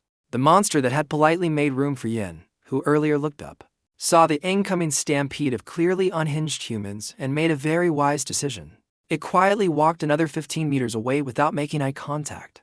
Even the local wildlife could tell these two-legged creatures were way too hyped up right now. And smart beasts know when to just back off and let the crazy people do their thing. On the way back from the river, he made everyone take a detour. Yinhu complained that he was in danger out here, and they should go straight home. The others agreed until he promised that the detour could solve both food and water shortages. Every objection disappeared the moment survival gained a practical answer. Soon, the outsider found exactly what he had been searching for: a dried-up stream bed on a hill above their camp. He asked Sangshur when the stream had stopped flowing. The answer was roughly 30 days earlier, placing them near the beginning of the dry season. The dry season had just started, and this creek used to connect to the river. He scraped the surface dirt on top, moist underneath. The moist soil beneath the surface confirmed that digging would be manageable. He gathered the warriors and explained the first stage of his plan. They would reopen the stream bed and use it to guide construction toward camp. It looked as though he had just told them the secret to eternal life. Every warrior's eyes lit up like torches. Yinhu slapped his hands together so hard it echoed off the trees, and immediately tried to start digging with his bare fist. But Sangshur, his favorite thinker in the group, stopped him cold. Sangshur warned that an exposed water channel would attract monsters directly toward the settlement. The warning erased every warrior's excitement in a single instant. The outsider welcomed the objection because it allowed him to reveal the safer design. He pointed toward the hollow bamboo containers carried by the warriors. They would not build an exposed channel. Instead, they would connect hollow bamboo sections into sealed underground pipes. One end would enter the old creek while the other continued downhill toward camp. The entire line would remain buried beneath soil and vegetation. Water could travel through the bamboo without creating a surface trail. No visible stream meant less smell, fewer tracks, and almost no reason for monsters to follow. The result would be an invisible water system delivering river water directly to camp. When the warriors understood, astonishment moved across every face at once. Yinhu stared at the bamboo and wondered why nobody had imagined the method earlier. The answer was simple: because nobody had been taught to think beyond inherited habits. Sangshur recognized that the buried root would conceal every sign of moving water. No beast would be able to track the pipeline toward the settlement. These guys had spent their entire lives hauling buckets through monster territory, losing warriors to injuries, rationing every precious drop. And the solution was bamboo tubes and gravity. Technology so simple a plumber's apprentice would laugh, but so revolutionary it was about to change their entire civilization. He made a mental note that basic education needed to happen yesterday. These people were intelligent, and Sangshur had already proven it by identifying the predator risk. Their problem was missing foundational knowledge, not missing the ability to reason. Without foundational knowledge, even brilliant minds can't innovate. His job wasn't just to hand them inventions. He needed to teach them how to think. Then one of the warriors asked about the food problem. He smiled and said 2 words: river fish. Complete bewilderment. They knew the double-whisker river beast were edible and harmless, but the idea of deliberately catching water creatures for food had simply never crossed anyone's mind. Too fast to grab, too dangerous with crocodile things lurking below. The buried bamboo path looked simple, but one broken slope could waste every hour of labor. In his world, food meant fishing nets, traps, and 1,000 years of human ingenuity. He had solutions for everything. He dropped his master plan on the warriors. They'd catch the river fish using a tool called a net. Every single one of them looked at him like he had started speaking in tongues. He realized he did not have time to explain what a net was to people who'd never seen string woven together. So, he told them they'd deal with that later and put them to work on the water pipeline first. One group dug out the dried creek bed, widening and deepening it into a proper trench big enough to fit bamboo tubes. The other group chopped bamboo, hollowed out the centers, sharpened one end of each tube, and jammed it into the open end of the next one. He also had them dig to extra channels near the river, plus a deep pool about 20 square him wide between them. Nobody understood why, but nobody questioned the shaman anymore. When Yinhu asked what the big hole was for, he just smiled and said, "You'll find out when it fills with water." He was becoming dangerously addicted to being mysterious. What would have taken excavators 2 or 3 hours on Earth? These meat-powered digging machines finished in barely over an hour. They clawed through soil with their bare fingers like it was warm butter, not even flinching. Just feed these dudes some grilled monster meat and point at the dirt. He stopped them before they got too carried away. No point digging the whole pipeline if they didn't have enough bamboo tubes ready to fill it. Better to go home, prepare everything properly, and finish tomorrow. Yan, who pouted like a kid, told recess was over. But he reminded him that while everyone was playing civil engineer, nobody was hunting dinner. His face went through about 4 emotions into seconds before landing on embarrassment. He sent him and 6 warriors off to hunt while Sangshur and 3 warriors escorted him home. On the walk back, he drilled into Sangshur the single most critical engineering principle of the entire project. The pipeline had to slope consistently downhill from river to camp. Every bamboo section lower than the one before it. If even one section was higher, gravity wouldn't push the water through, and the whole thing was useless. Sangshur nodded with the seriousness of a man receiving nuclear launch codes. When they got close to camp, he spotted the tiger-eared girl and the horned girl perched in separate trees, like a pair of anxious parrots, necks stretched out, scanning the forest for any sign of him. The moment the tribe saw the returning shaman, relief spread across every face. People dropped whatever they were doing and came sprinting toward him from every direction, cheering and crying out with relief. These people, all 50-some of them, had been sitting here terrified that their shaman might not come back. Every minute he was gone, they'd been imagining the worst. And now they were running toward him with so much genuine love and relief that his throat tightened, and his eyes got hot. The tiger-eared girl and the horned girl slammed into him at full speed from opposite sides. Tiger girl's soft fuzzy ears smooshed against his chest like warm pillows, and rhino girl's horns stabbed him directly in the sternum like a bone dagger. Both of them looked up at him with big innocent eyes. He patted the tiger-eared girl's ears, rubbed rhino girl's horn, smiled through the pain, and lied through his teeth. Getting back to camp felt like a celebrity homecoming tour. The tiger-eared girl nuzzled into his hand like a purring kitten, while the horned girl filled him in on how the whole tribe nearly had a collective heart attack when the injured warriors came back without him. Sangshur, eager to support the shaman, proudly explained the new water plan, and both beast girls turned into question cannons firing at him nonstop, without pausing long enough for him to actually answer anything. Then Green bulldozed through both girls to get in his face, demanding to know if the water pipeline thing was real. The whole tribe thought he needed some kind of apocalypse-level magic to pull water out of thin air. To full-blown worship in about 30 seconds, save the compliments. He looked like a balloon someone forgot to pop. All that praise just trapped inside his red face with nowhere to go. Once the bamboo crew left, he finally had a moment to breathe, and that's when he noticed something horrifying. He asked the tiger-eared girl when she'd last bathed. 20 days ago. He accidentally blurted out that he had been smelling something on them since they met, and thought it was their natural beast person scent. Both girls turned so red their faces could have been used as emergency stop signs. It was about survival. His healing spell could close a wound but couldn't fight bacteria. One nasty infection spreading through 53 people crammed in a cave with zero hygiene, and his entire tribe would be wiped out by something invisible instead of by monsters. That scared him more than any spike-horn pig ever could. So he assembled the 30-ish people still in camp and pitched them on something revolutionary. Cleaning up. He asked if they wanted to bathe once the water arrived. Unanimous screaming yes, especially from the 2 beast girls who were now hyper-aware of their own funk. Then he asked if they really wanted to wash themselves clean just to sit down in a camp that smelled like rotting bones and random poop. People started volunteering complaints, stinking bones everywhere, kids using the cave floor as a toilet, mystery smells and corners nobody wanted to investigate. He organized the whole operation like a military campaign. While they worked on sanitation tools, he pulled Sangshur and the remaining warriors aside for the construction project he had been dying to start. Bathrooms and bathing areas. Actual dedicated structures made from stone walls and thatch roofs where people could wash and do their business in private like civilized beings, instead of randomly fertilizing the campground. Day 2 is Shaman, and he had gone from guy who invented fire to guy who invented plumbing, public health policy, and the concept of not pooping where you sleep.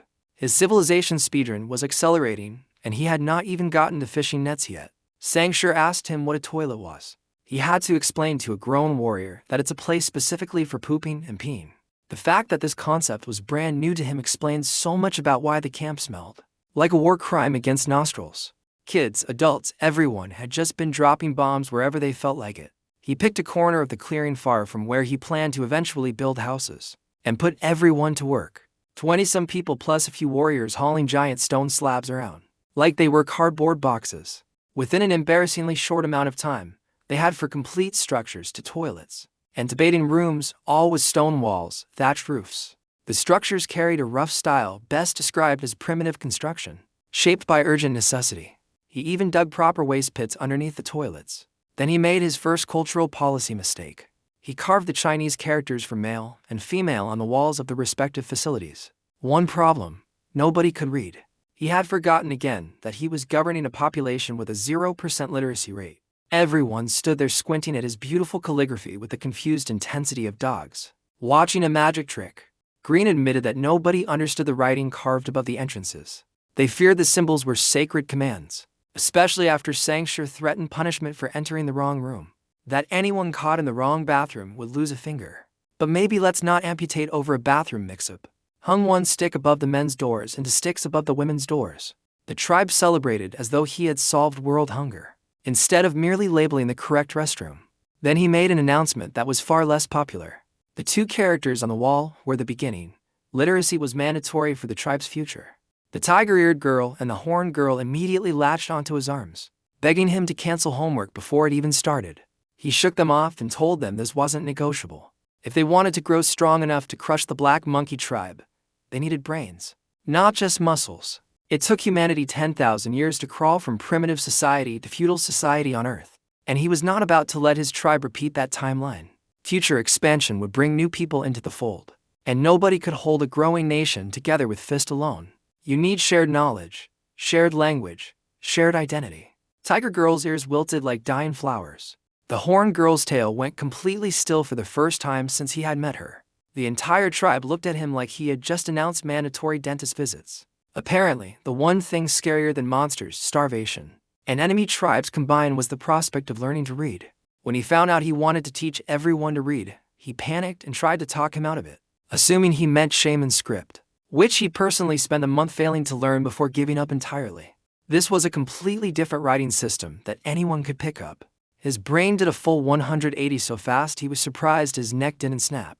The man went from "don't waste their time" to "everyone must learn immediately" in about 2 seconds. Eyes blazing with religious intensity, drool literally forming at the corner of his mouth while he fantasized about their tribe becoming some kind of wilderness superpower. Meanwhile, the tiger-eared girl was whining that she'd rather fight monsters than study. The one time these 2 agreed on anything, and it was about hating school. The rest of the tribe silently radiated the same energy. Please, Shaman, they will dig holes, fight beasts, carry boulders. Literally anything except homework. Green looked ready to tie everyone to trees and beat literacy into them with a stick. He stopped him before he started a riot and decided to try a different approach. He asked the tiger-eared girl for a small stick, found a patch of sandy ground, smoothed it flat, and drew a picture. Drew a shape with a round head, a hooked tail, and 2 little wing shapes in the middle. Random guesses flew around. Sancture squinted and ventured. Others started nodding. The tribe erupted like they'd just collectively solved a murder mystery. It looked as though they'd cracked an ancient code. Instead of identifying the world's simplest pictograph, the horned girl practically launched herself off the ground screaming, "Water! It's water!" He told her she was brilliant, and her tail went into full helicopter mode. The tiger-eared girl immediately got jealous and demanded the next one, "Mountain," she yelled, vibrating with competitive energy. He praised her, and she beamed so hard her fangs sparkled. Sun, moon, fire, each symbol simpler than the last. Each correct answer met with explosions of pride and celebration. 5 minutes ago, these people would have chosen death by monster over learning a single character. Now they were fighting each other for the chance to guess the next word. Bouncing on their toes, ears twitching, tails wagging. Treating basic literacy like the most thrilling game they'd ever played. The secret wasn't forcing education down their throats. It was turning it into a competition between 2 extremely competitive beast girls, who would literally do anything to earn his praise. The tribe accepted filters and toilets, but written symbols frightened them more than monsters. Half an hour into his literacy revolution, the sandy ground looked like a madman's art gallery. Dozens of pictographs covering every inch of cleared space. And the best part, the same people who'd been begging him to cancel school 30 minutes ago were now shoving each other out of the way to guess the next symbol first. Nothing motivates beast people like turning education into a competitive sport. He drew his trickiest one yet. 3 pointy triangles on top, the big X shapes on the bottom. The tiger-eared girl's hand shot up so fast she almost slapped the person next to her. "Mountain," she screamed with absolute confidence. He shook his head. "Not mountain," her ears deflated. The horned girl swooped in with a smug grin. "Obviously, it's a spear. The 3 points are the spearhead, also wrong." The horned girl's face crumbled.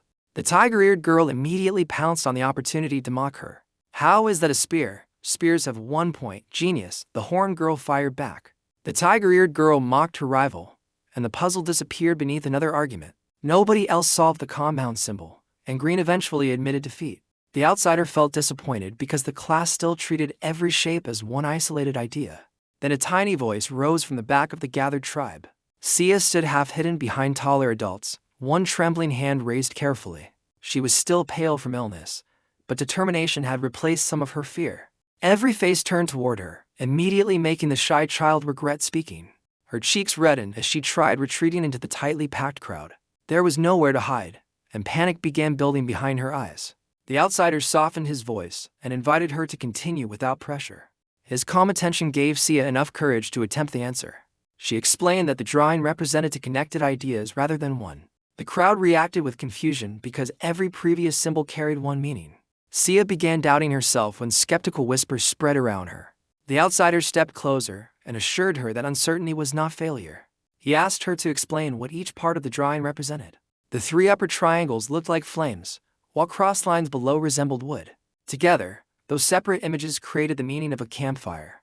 The outsider smiled because Sia had understood compound symbols before every adult. He raised her hand and publicly announced that her answer was correct. For the first time since losing her family, quiet pride appeared through her embarrassment. Behind them, the tiger-eared girl and horned girl watched Sia's joined hands with unmistakable jealousy. "It's campfire," Sia said quietly. He broke into the biggest grin. She was right. The three triangles were flames, the two X shapes were crossed firewood. Put them together, campfire, two words in one picture. She was the only person in the entire tribe who figured out that symbols could combine to create compound meanings. This shy, traumatized, under 13-year-old dear girl had just demonstrated more creative thinking than 50 adults combined. He grabbed her wrist and thrust her arm into the air like a boxing referee, declaring a champion. The tribe exploded. Sia looked like she wanted to evaporate from embarrassment. But there was something else underneath, a tiny flicker of pride. She was trying very hard not to show. After he explained how the pieces fit together, flames on top, wood on bottom, everyone slapped their foreheads and demanded more compound puzzles. 30 minutes ago, they'd rather fight monsters than learn. Now everyone wanted harder challenges and hoped to match Sia's successful answer.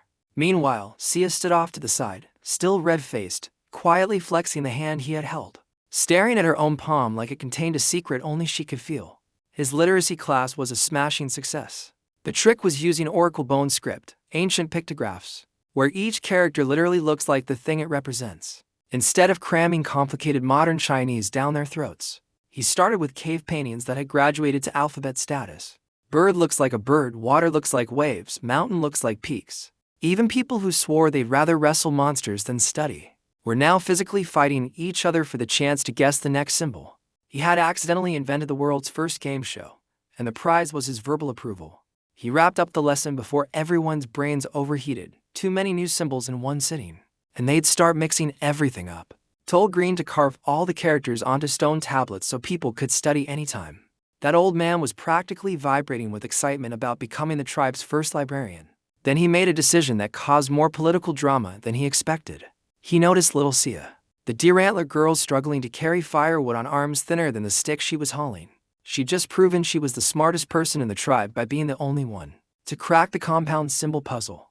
So he told Green to let her help him manage the written records, basically making her the co-director of tribal education. Green worried that Sia was too young and physically weak for dangerous assistant duties. He suggested assigning every important role to stronger adults who could survive direct conflict. The outsider stopped that argument before it reduced another person to combat value. Sia was not being selected as a partner or warrior. She was being trusted with her chords because her intelligence could strengthen the entire tribe. Green finally understood that knowledge itself had become a protected resource. He accepted the order and promised to keep Sia away from unnecessary danger. What he was doing was resource redistribution. The tribe's pecking order was rigid. Shaman eats first, warriors eat second, workers eat third, and the weak get scraps. Sia was at the absolute bottom, orphaned, traumatized, unearthed, no combat value. He could not restructure the entire economic system overnight without destabilizing the tribe, but he could quietly reassign her under his personal authority, which meant she'd eat from his share. Nobody would question resources flowing from the shaman to his own assistant. Sneaky, yes. Necessary. Then Yinhu's hunting party burst back in camp carrying 3 spike-horn pigs. Enough food for 2 extra days. The tribe went nuts celebrating, and his brain immediately went to logistics. Todays of guaranteed food meant todays of full workforce available to finish the bamboo pipeline. Water was coming. Meanwhile, Green wandered off looking like someone had told him the world was ending, clutching to pieces of meat that the tiger-eared girl and the horned girl had cheerfully handed him. Both girls were completely clueless about his inner turmoil. Green walked away holding free meat while worrying about responsibilities he still misunderstood. The two rival attendants watched him leave and could not understand his concern. To them, a full meal meant the day had already become successful. The next morning, the outsider woke beneath the combined weight of both guards. Cold had again driven the tiger-eared girl and horned girl closer during sleep. His previous instructions had failed against instinct, exhaustion, and the dying fire. He woke them and prepared another serious lecture about personal boundaries. Both women apologized so earnestly that his frustration weakened immediately. Before the lecture continued, alarm shouting erupted outside the cave. The outsider rushed toward the noise expecting a monster attack. He sprinted out, expecting a monster attack, and found Yanhu and his warriors panicking about the toilets. These enormous, battle-hardened men were pointing at the stone structures like they'd sprouted from the earth overnight by dark magic, which from their perspective, they kind of had. The hunting party came back after dark yesterday and never saw them being built. The tiger-eared girl had to calmly explain to her own father that these were bathrooms, not enemy fortifications.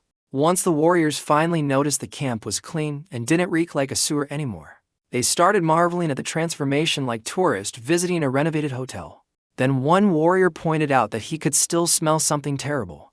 Turned out he'd smeared monster dung all over himself yesterday as hunting camouflage, and forgot to mention it. Everyone instantly created a 2 meters exclusion zone around him. The poor guy stood there alone, face burning red, while 50 people pretended he didn't exist.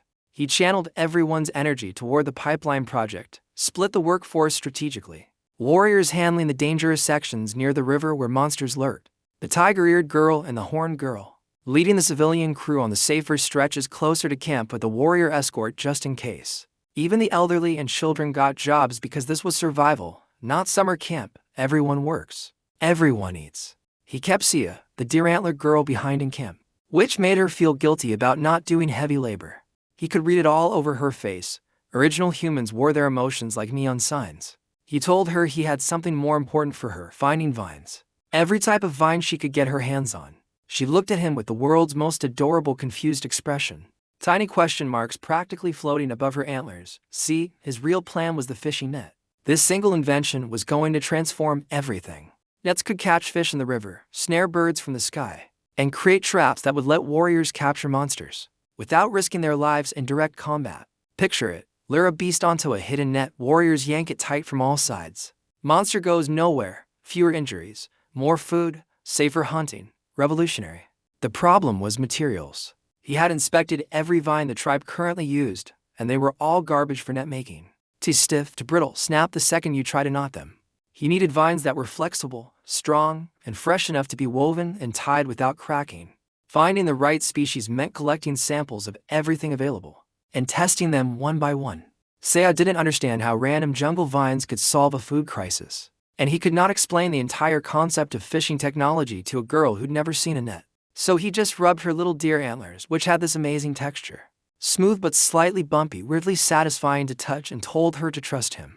She turned pink, nodded obediently, and trotted off to organize the elderly and children vine collection squad.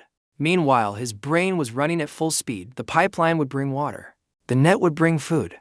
Literacy would bring knowledge, each piece feeding into the next, building momentum toward the day. He had marched this ragtag band of 53 beast people back to their homeland, and shoved the black monkey tribes for 100 warriors into the historical dumpster, where they belonged. Day 3 is Shaman plumbing under construction, education system launched, public sanitation operational, fishing industry, and R&D phase. If he kept this pace up, he had hit the Bronze Age by next Thursday. He sent little deer girl off with the elderly and children to collect every type of vine they could find. Nobody understood why, but nobody questioned the shaman. Good. His cult of personality was functioning perfectly. Sia had found a purpose, while the pipeline race approached its first irreversible test. Walking along the trench line, everyone stopped to greet him. Shaman, shaman, shaman, like a presidential parade. Rude except muddier, and everyone had animal ears. Then he rounded a corner, and his brain short-circuited.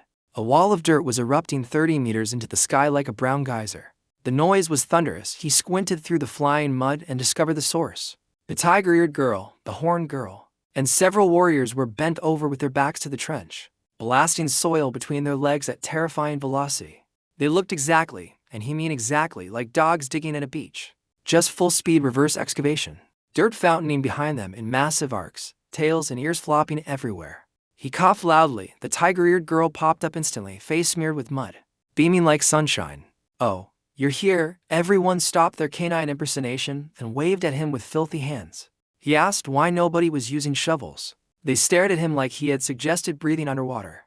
The tiger-eared girl explained that wooden tools snapped immediately under their strength, and stone tools were too hard to shape. Their bare hands were literally the best equipment available. He asked if it hurt. The horned girl shoved her tiny hands in his face. Perfectly smooth, white, not a single scratch despite hours of clawing through raw earth. These beast people apparently had skin tougher than work gloves. He gave up trying to understand the biology of this world. The good news was the pipeline was almost done. Mao had fully recovered from his near-death experience yesterday. Thanks to yours truly, reported that Yinhu's Riverside section was flying along. Tiger Girl's team just needed a few more hours. Both sides would connect by afternoon and water would reach camp before sunset. He actually clapped his hands with genuine excitement. Tonight he could bathe 3 days without washing in a world with no deodorant, no soap, and fur clothing that trapped every smell like a museum exhibit of human misery. His skin was crawling, his hair felt like it belonged to a different species. He was fairly certain small ecosystems were developing in places he did not want to think about. Then to steps into his walk back to camp, his brain screamed an emergency alert storage. He had built an entire water delivery system and completely forgotten to build something to catch the water at the other end. Without a reservoir, the pipeline would just dump river water onto the ground all night while everyone slept. Hundreds of liters wasted into mud. He designed the world's most impressive primitive plumbing system and almost forgot the bucket at the end. The first clear stream entered the reservoir while every tribesman watched in complete silence.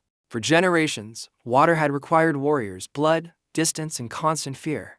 Now, bamboo and gravity delivered it without exposing a single child to monsters. That was when Green Sparrow stopped seeing him as the old shaman's replacement. They saw the earless outsider as the leader capable of rebuilding their entire future. Yinhu lowered his head, not from ritual, but from chosen loyalty. Even the skeptics joined him because the impossible water proved every promise had been real. The alliance between modern knowledge and beast strength had finally become permanent. From that moment, his strange orders no longer sounded strange to anyone. These guys had one speed, maximum. The concept of small hole did not exist in their vocabulary. The reservoir pit was done. 2 meters square, 3 meters deep, perfectly shaped. The tiger-eared girl and the horned girl came back carrying piles of rocks, bigger than their own heads. Everyone stared at the hole trying to figure out what it was for. The horned girl asked whether the deep reservoir was another waste pit. His expression made the answer obvious before he explained the water tank. It was a water tank for storing water, so they wouldn't waste everything the pipeline delivered overnight, while everyone was sleeping. The horned girl then hit him with follow-up question number 9,000. She then asked why the stored water would not simply disappear into the soil. The question was sensible, and he preferred curious students over obedient silence. So, he explained that they packed the bottom tight and line it with stones to seal the gaps. He had the 2 warriors jump into the pit with boulders and stomp the floor flat, like they were performing some kind of rage dance. Their feet hammered the soil so hard it looked like a special attack from a video game.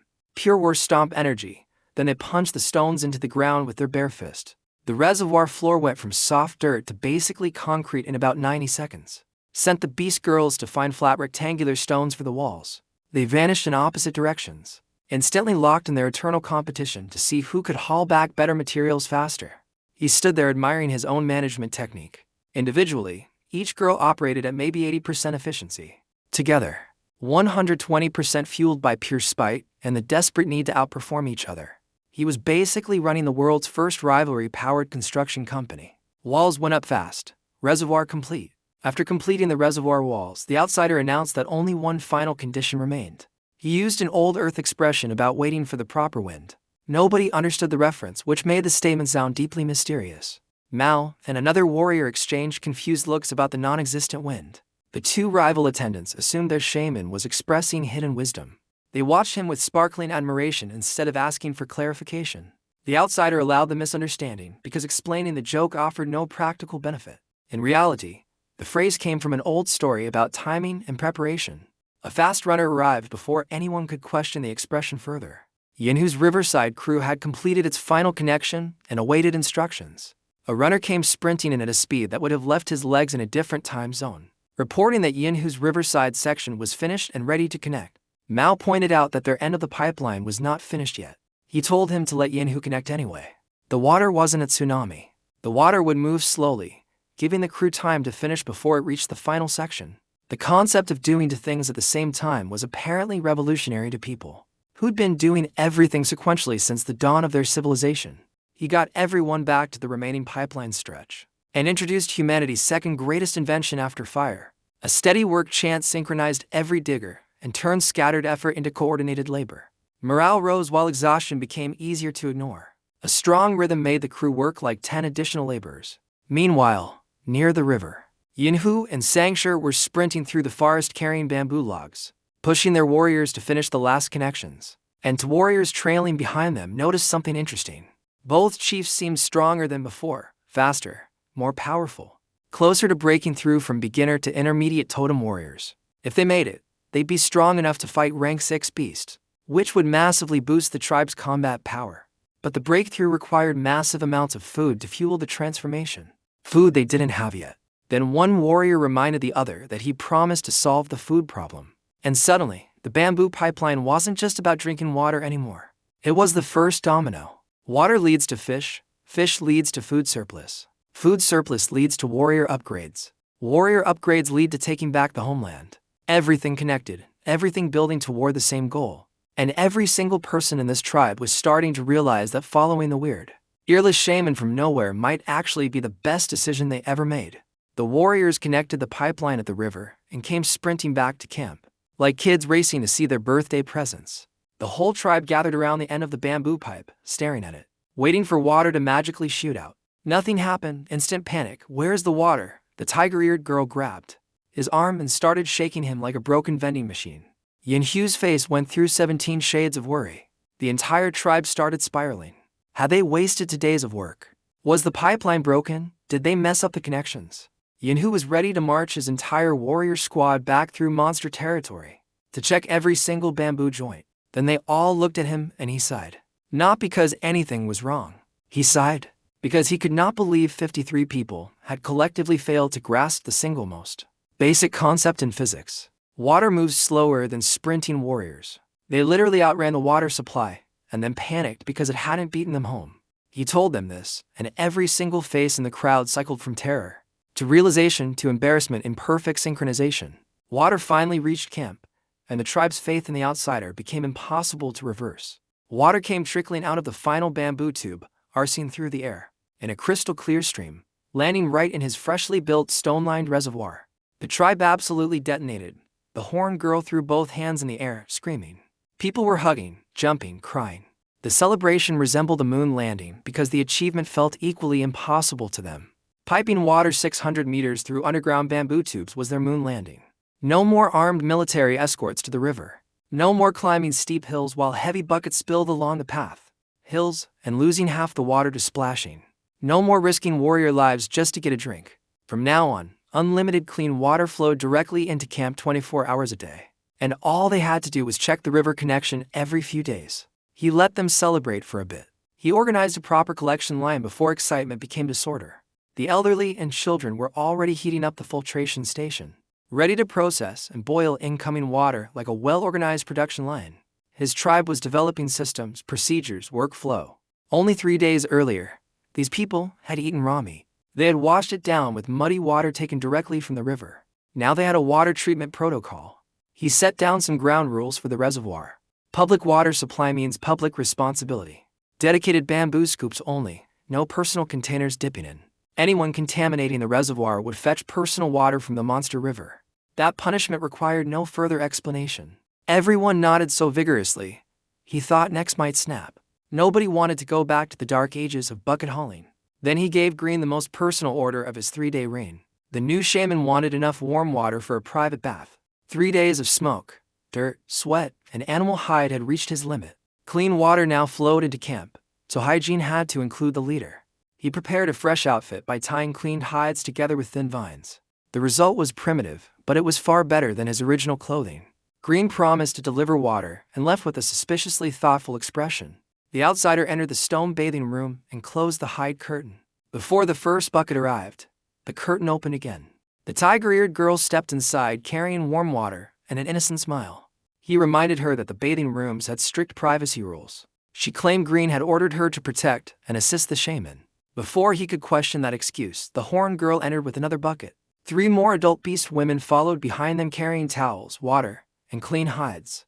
A fox-eared hunter, a rabbit-eared gatherer, and a cat-eared craftswoman completed the group. 5 candidates now stood inside a room designed for 1 person. The outsider immediately understood that Green had organized another tribal marriage scheme. Each woman had been told that serving the shaman could earn future partnership consideration.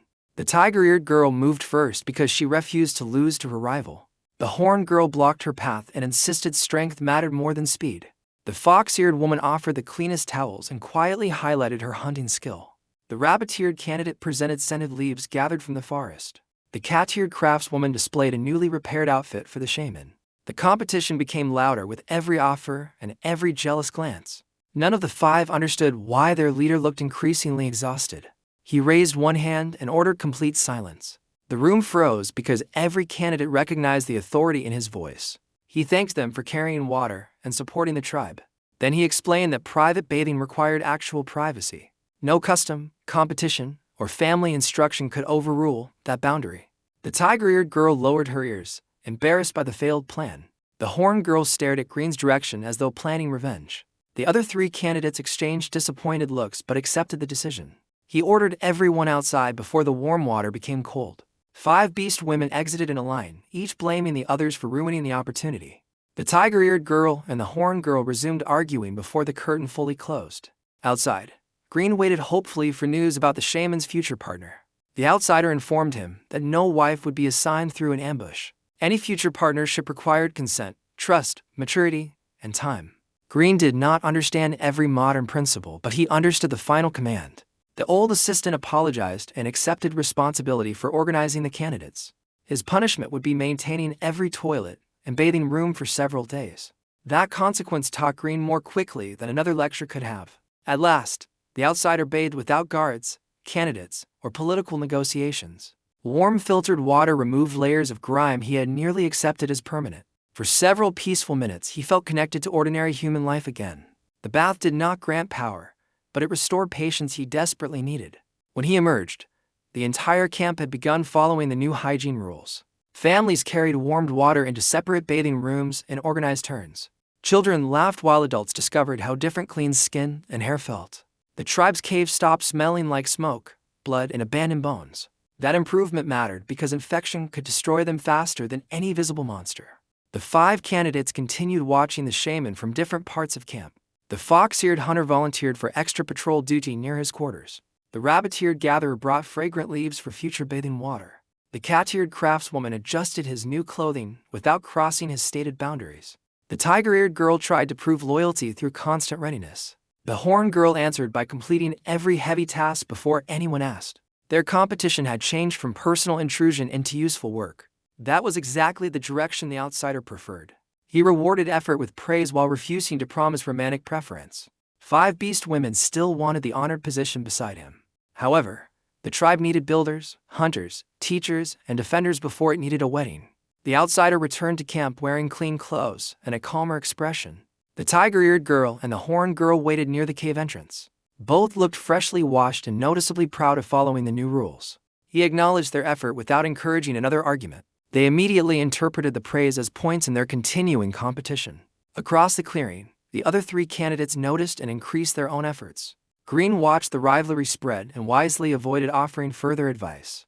The shaman's marriage question remained unresolved, but the practical benefits were immediate. 5 motivated adults were now working harder to strengthen the tribe.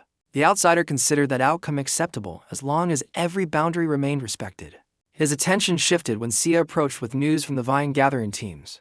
The elderly and children had collected dozens of different plant fibers. One of those vines might become the tool that ended the food crisis. The marriage competition faded behind a problem far more urgent than romance.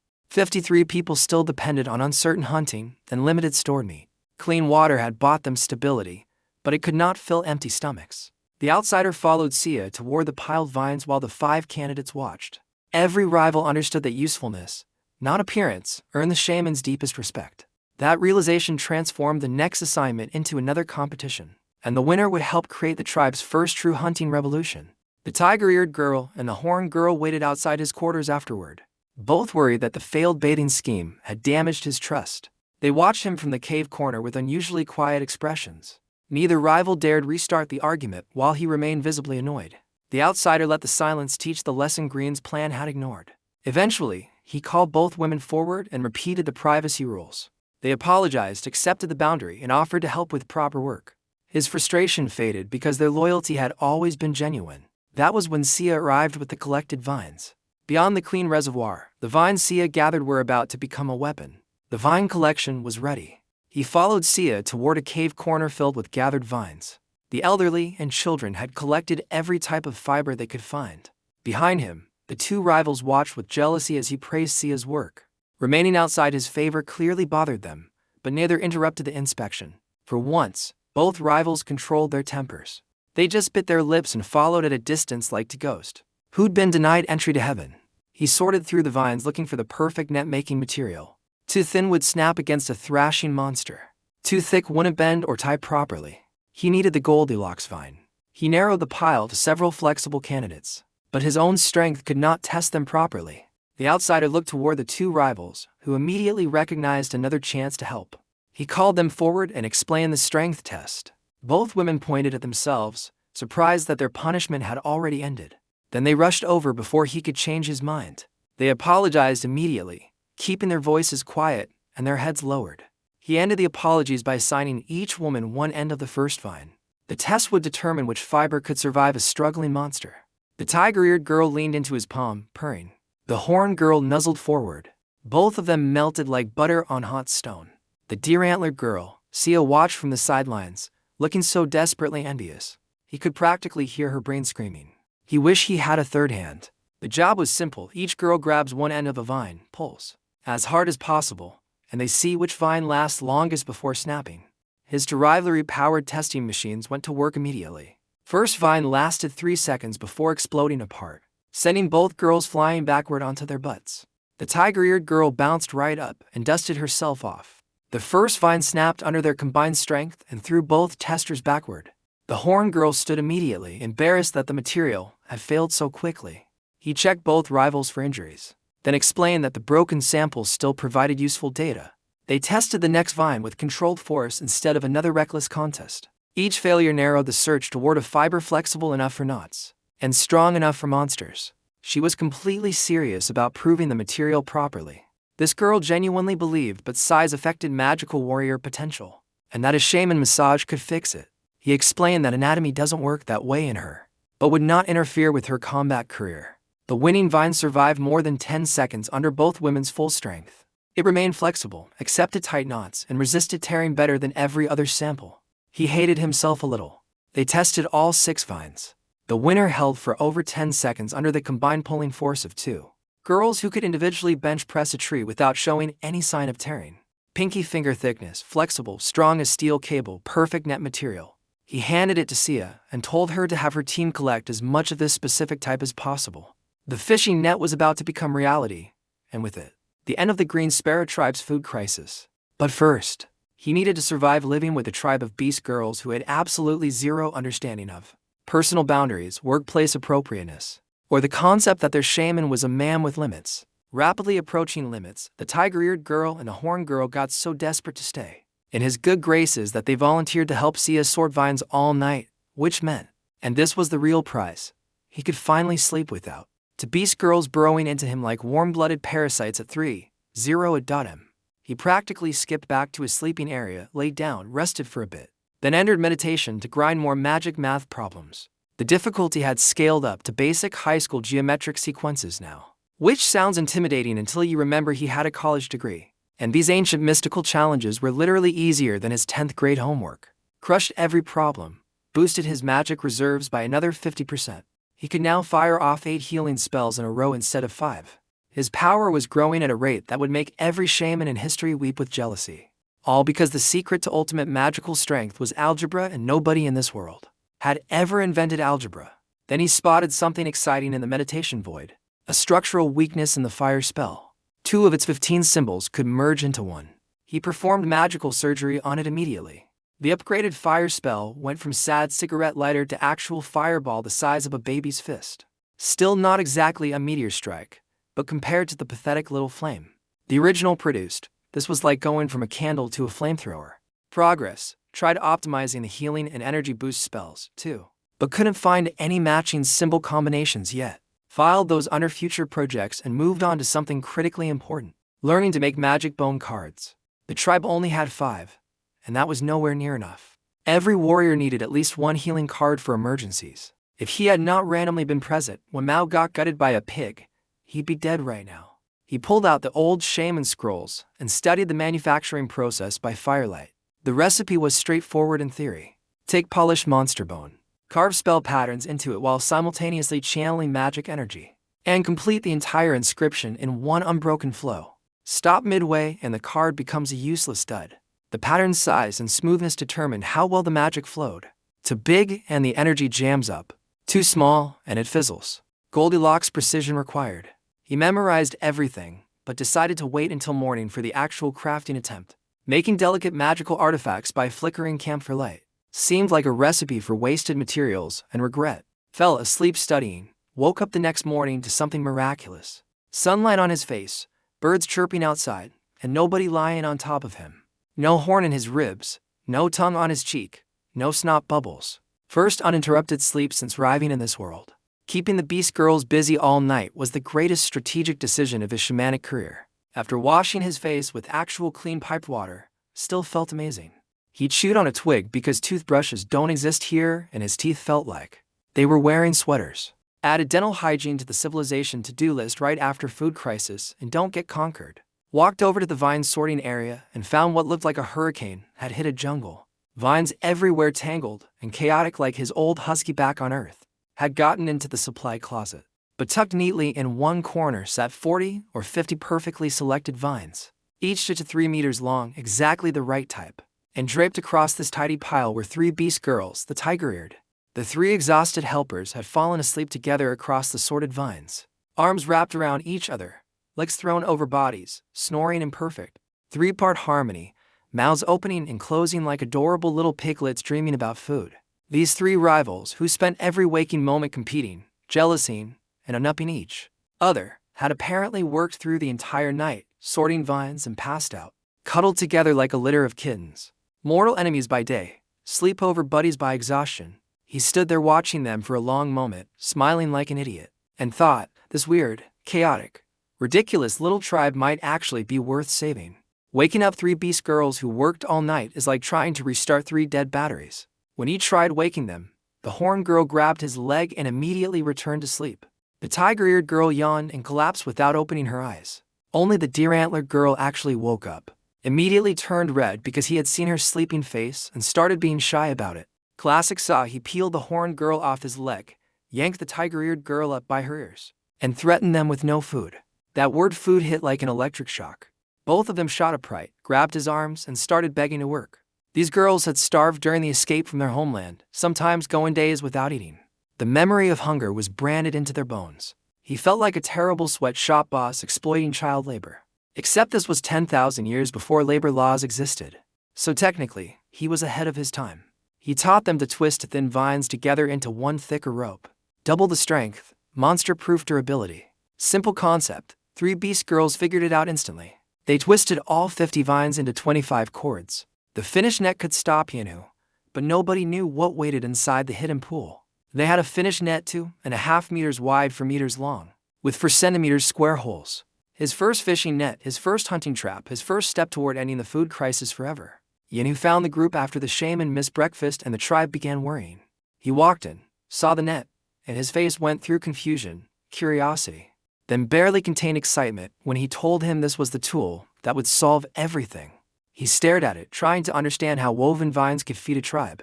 Fair question. He carried the net outside where the whole tribe was waiting, worried sick, because their shaman had vanished into the cave.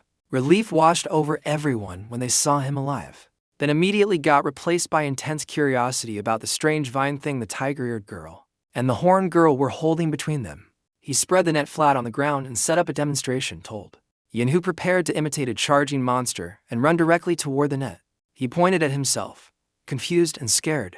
The 2-meter titan who punched craters into trees still feared harming his shaman. He told him to trust him. The fishing net era was about to begin, and this tribe had no idea. Their entire world was about to change again for like the 5th time this week. He told Yinhu to charge at him full speed. The man hesitated for about half a second, then turned into a human missile. 50 meters vanished between Yinhu and the waiting net in only 3 seconds. Watching a tiger warrior charge with predator speed was genuinely terrifying. The pressure rolling off him was suffocating, like standing in front of an incoming freight train made of muscle and fury. He suddenly understood on a primal level why these totem warriors were the backbone of every tribe. That aura alone could flatten 4 or 5 normal people without him lifting a finger. But then something wild happened inside him. His shaman energy stirred automatically, and Yinhu's crushing pressure dissolved against an invisible resistance. Even more surprising, the outsider felt his own power pushing back against the chief's totem.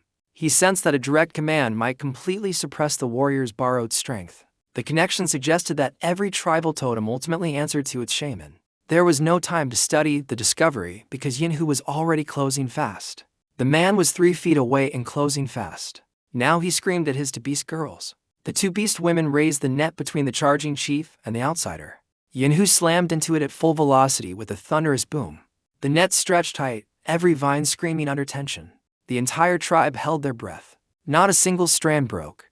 The silence that followed was deafening. Every warrior in the audience knew those vines. They used them as rope all the time and could snap them with casual effort. Twisting the same vines together had created something completely different. Suddenly, the same flimsy material was stopping the strongest warrior in the tribe at a dead sprint. Their brains were visibly buffering. He had the tiger-eared girl and the horned girl wrap the net around Yinhu and told him to break free. He grabbed the mesh, flexed, strained. The net groaned and stretched, but held firm. He couldn't believe it, so he got serious. Sucked in a massive breath, veins popping across his arms, chest tattoo, blazing crimson. Full totem power unleashed. The net started tearing, fibers pulling apart. Green inner strands exposed under insane force. He yelled at him to stop before he destroyed his only net. He powered down immediately, panting, staring at the woven vines with an expression usually reserved for encountering gods. If the tribe's strongest warrior needed his magical battle mode just to start ripping this thing, then low-ranked monsters didn't stand a chance. Minot could hold beasts that would take multiple warriors to fight head-on. Hunting just went from suicidal melee combat to lure it into the trap and watch it struggle. The tribe was catatonic. One warrior asked his buddy to punch him to check if he was dreaming. The buddy punched him way too hard. The first guy screamed, the puncher confirmed. Yep, they're definitely awake. This net is actually real. Both of them stood there vibrating with disbelief while the rest of the tribe went through identical reality checks. He had spent one morning weaving vines with 3 sleepy beast girls and produced a weapon that fundamentally altered the balance of power between humans and monsters. Back on Earth, he could not even get a promotion. Here, he was rewriting the rules of an entire civilization before lunch. After the net demo, everyone swarmed around it like it was a holy relic. Grown warriors were reaching out with trembling fingers, touching the woven vines like they might shatter if pressed too hard.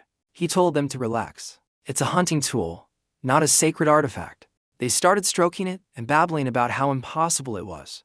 That simple vines could stop their strongest fighter. Yinhu climbed out of the net, looking like a man who just found religion.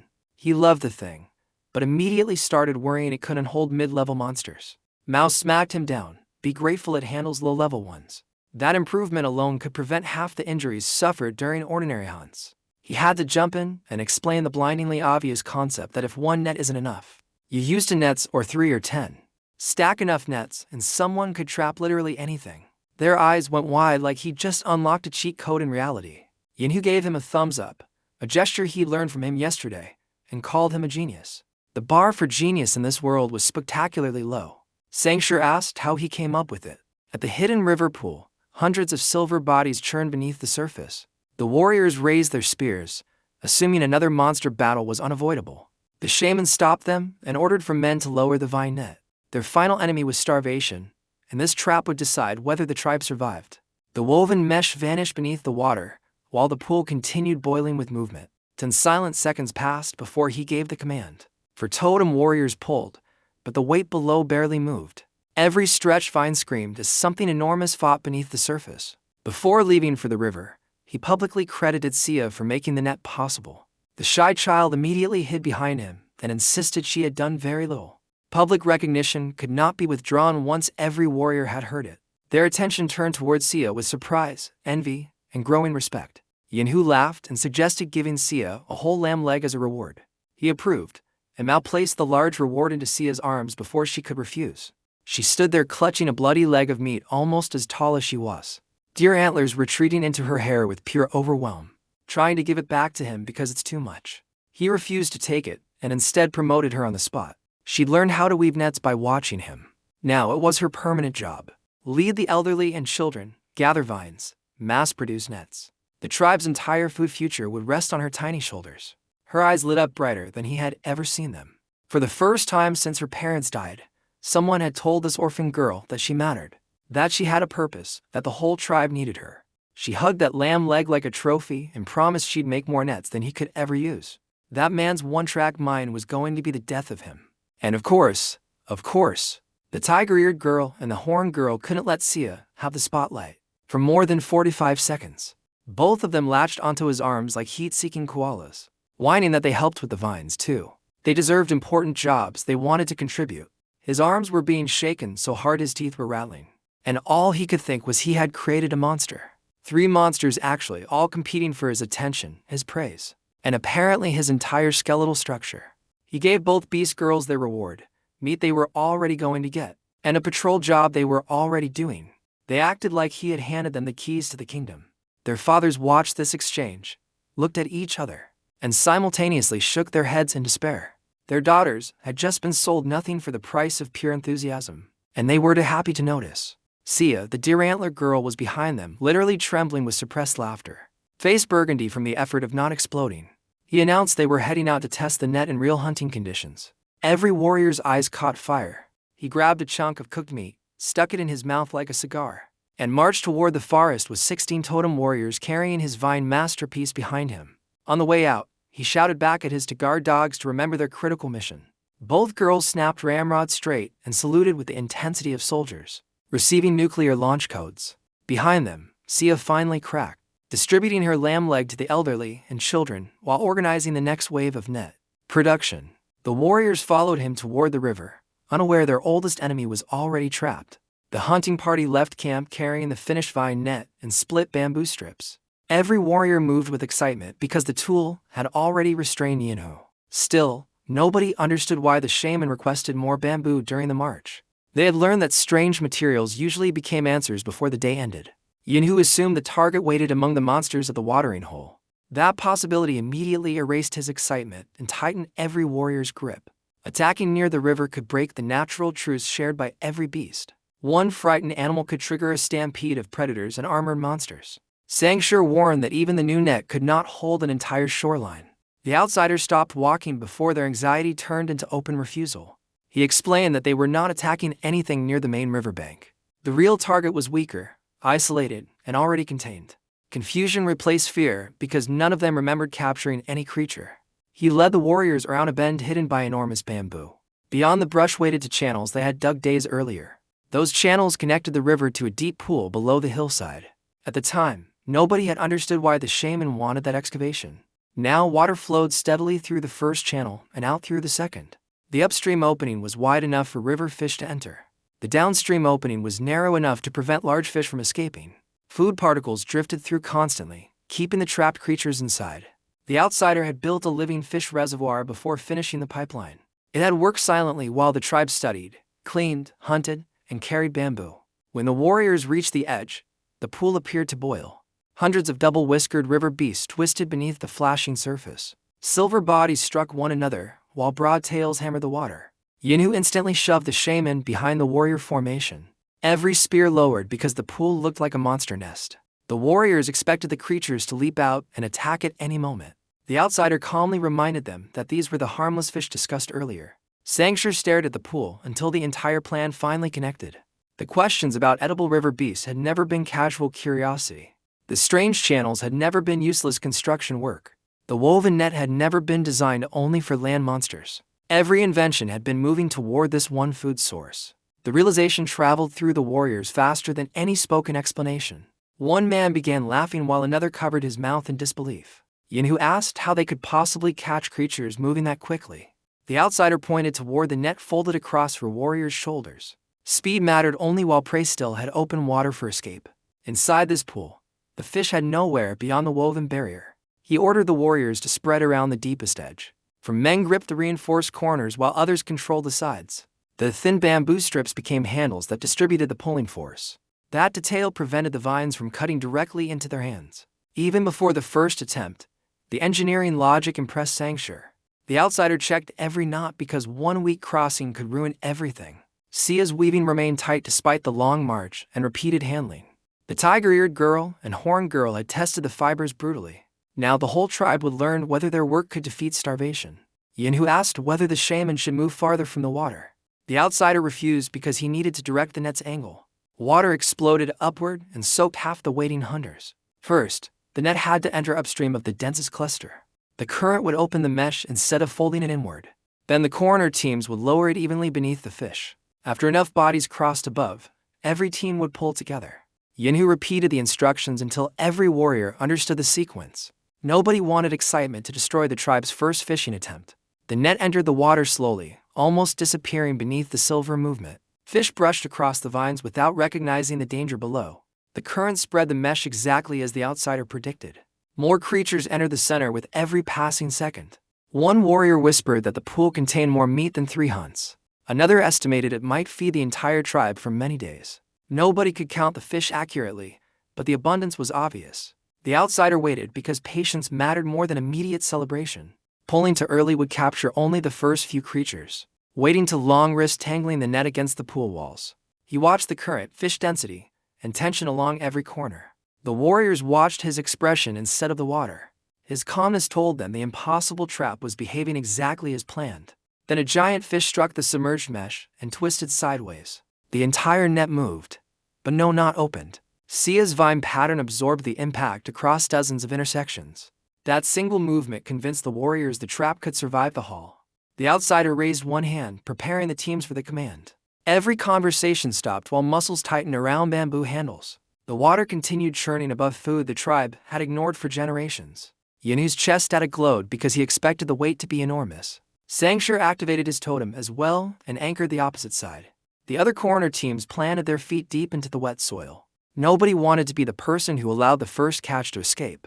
The outsider counted the rhythm slowly so every group moved together. 1 beat prepared the grips and straightened the side ropes. 2 beats lowered shoulders and shifted weight toward the hillside.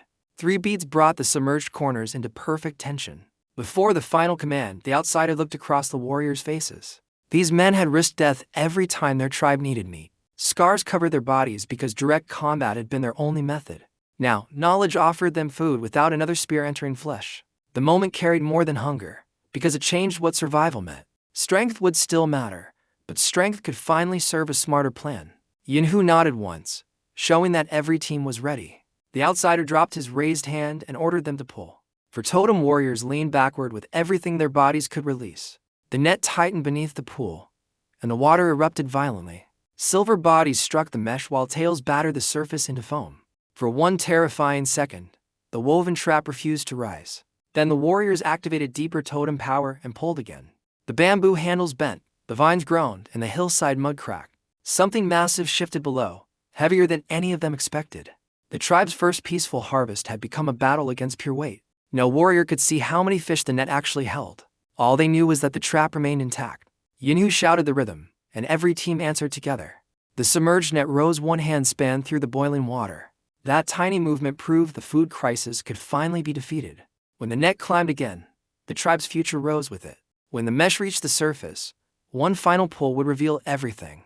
The warriors pulled again, and the vine net finally broke the surface. Water exploded across the bank as silver bodies thrashed inside the mesh. At least a dozen massive river fish hung above the pool.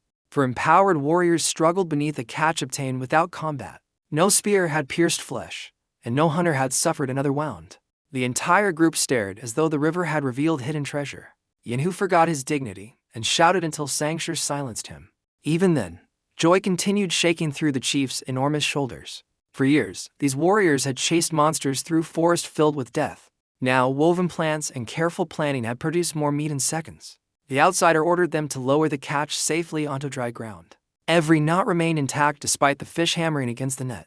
Sia's weaving had survived force strong enough to challenge totem warriors. The simple tool had proven stronger than generations of dangerous hunting tradition. One warrior touched the vines with the reverence normally reserved for magic. The shaman reminded him that knowledge, not divinity, created the result. That explanation did nothing to reduce the awe surrounding him. To the Green Sparrow warriors, useful knowledge already looked like sacred power. They counted the catch using the limited numbers their tribe understood. One successful pull had produced food equal to multiple land hunts. The hidden pool still churned with hundreds of uncaught river creatures. That meant the solution was not temporary luck or a single reward. The river could provide again whenever the tribe needed another harvest. The fish trap converted patience, vines, channels, and teamwork into survival. The pipeline provided water, while its construction created the hidden channels. The literacy lessons trained people to follow patterns and share instructions. Sia's new role produced the strong net holding the current catch. The rival attendants had tested every vine until the best fiber remained. Totem strength supplied the pulling force that human engineering still required. Modern knowledge and beast power had become one complete survival system. Yinhu looked toward the outsider with tears gathering again. This time, he was not mourning a fallen shaman or wounded brother. He was seeing proof that his children would not starve. Sangshur studied the fish, channels, and net with quieter emotion. The thoughtful warrior understood how deeply this method changed their future. A tribe with reliable food could recover strength instead of merely enduring. Warriors could train without burning every calorie on desperate hunting. Children could receive larger portions instead of surviving on remaining scraps. The elderly could contribute through weaving, teaching, and preparing useful materials. Sia stood at camp far away, unaware her work had succeeded. Yet every warrior at the pool now understood what her contribution meant. The orphan child had helped create the tribe's most important hunting tool. Her intelligence had become as practical as any glowing totem tattoo. The outsider felt pride stronger than the satisfaction of proving himself right. He had not built the net alone or carried the pipeline alone. The tribe had trusted instructions they barely understood and worked together. Their strength made his designs possible at a speed Earth could never match. His knowledge gave their strength direction instead of wasting it against danger. That partnership mattered more than any single spell or invention. The rookie shaman had arrived weak, confused, barefoot, and unable to speak. 3 days later, hardened warriors waited for his decisions without hesitation. He had not conquered them through fear, bloodline, or inherited status. He earned loyalty by solving the problems threatening everyone they loved. Fire had transformed raw meat into safer, warmer meals. Filtering and boiling had exposed the danger inside muddy water. The bamboo pipeline had removed daily journeys through monster territory. Sanitation had separated drinking areas from waste and sickness. Simple pictographs had turned education into something the tribe wanted. Meditation puzzles had converted modern mathematics into rapidly growing magic. Algebra had strengthened a healing spell beyond the old inherited formula. That improved spell pulled Mao back from a fatal wound. The net had now answered the tribe's most urgent food crisis. None of those victories depended on an impossible numerical system reward. Friction became sacred fire in the hands of people awaiting lightning. Charcoal, sand, and stone became clear water before astonished eyes. Gravity turned hollow bamboo into a hidden river beneath the soil. Knotted vines became a weapon stronger than direct hunting. Symbols that terrified shamans became equations an engineer could optimize. It had found a mind capable of seeing structure inside apparent chaos. The old shaman recognized something important before anyone else understood it. An earless human from nowhere carried a different path toward strength. That difference was already keeping the Green Sparrow Tribe alive. The old man's final smile no longer felt like desperate blind faith. Every completed project had become evidence supporting his last prophecy. The tribe was not great yet, and its enemies still existed. However, extinction was no longer approaching with every empty meal. They possessed water, fire, cleaner shelter, magic, and a repeatable food source. More importantly, they possessed methods that could be taught and improved. An invention known by one shaman could disappear when that shaman died. Knowledge shared across 53 people became much harder to destroy.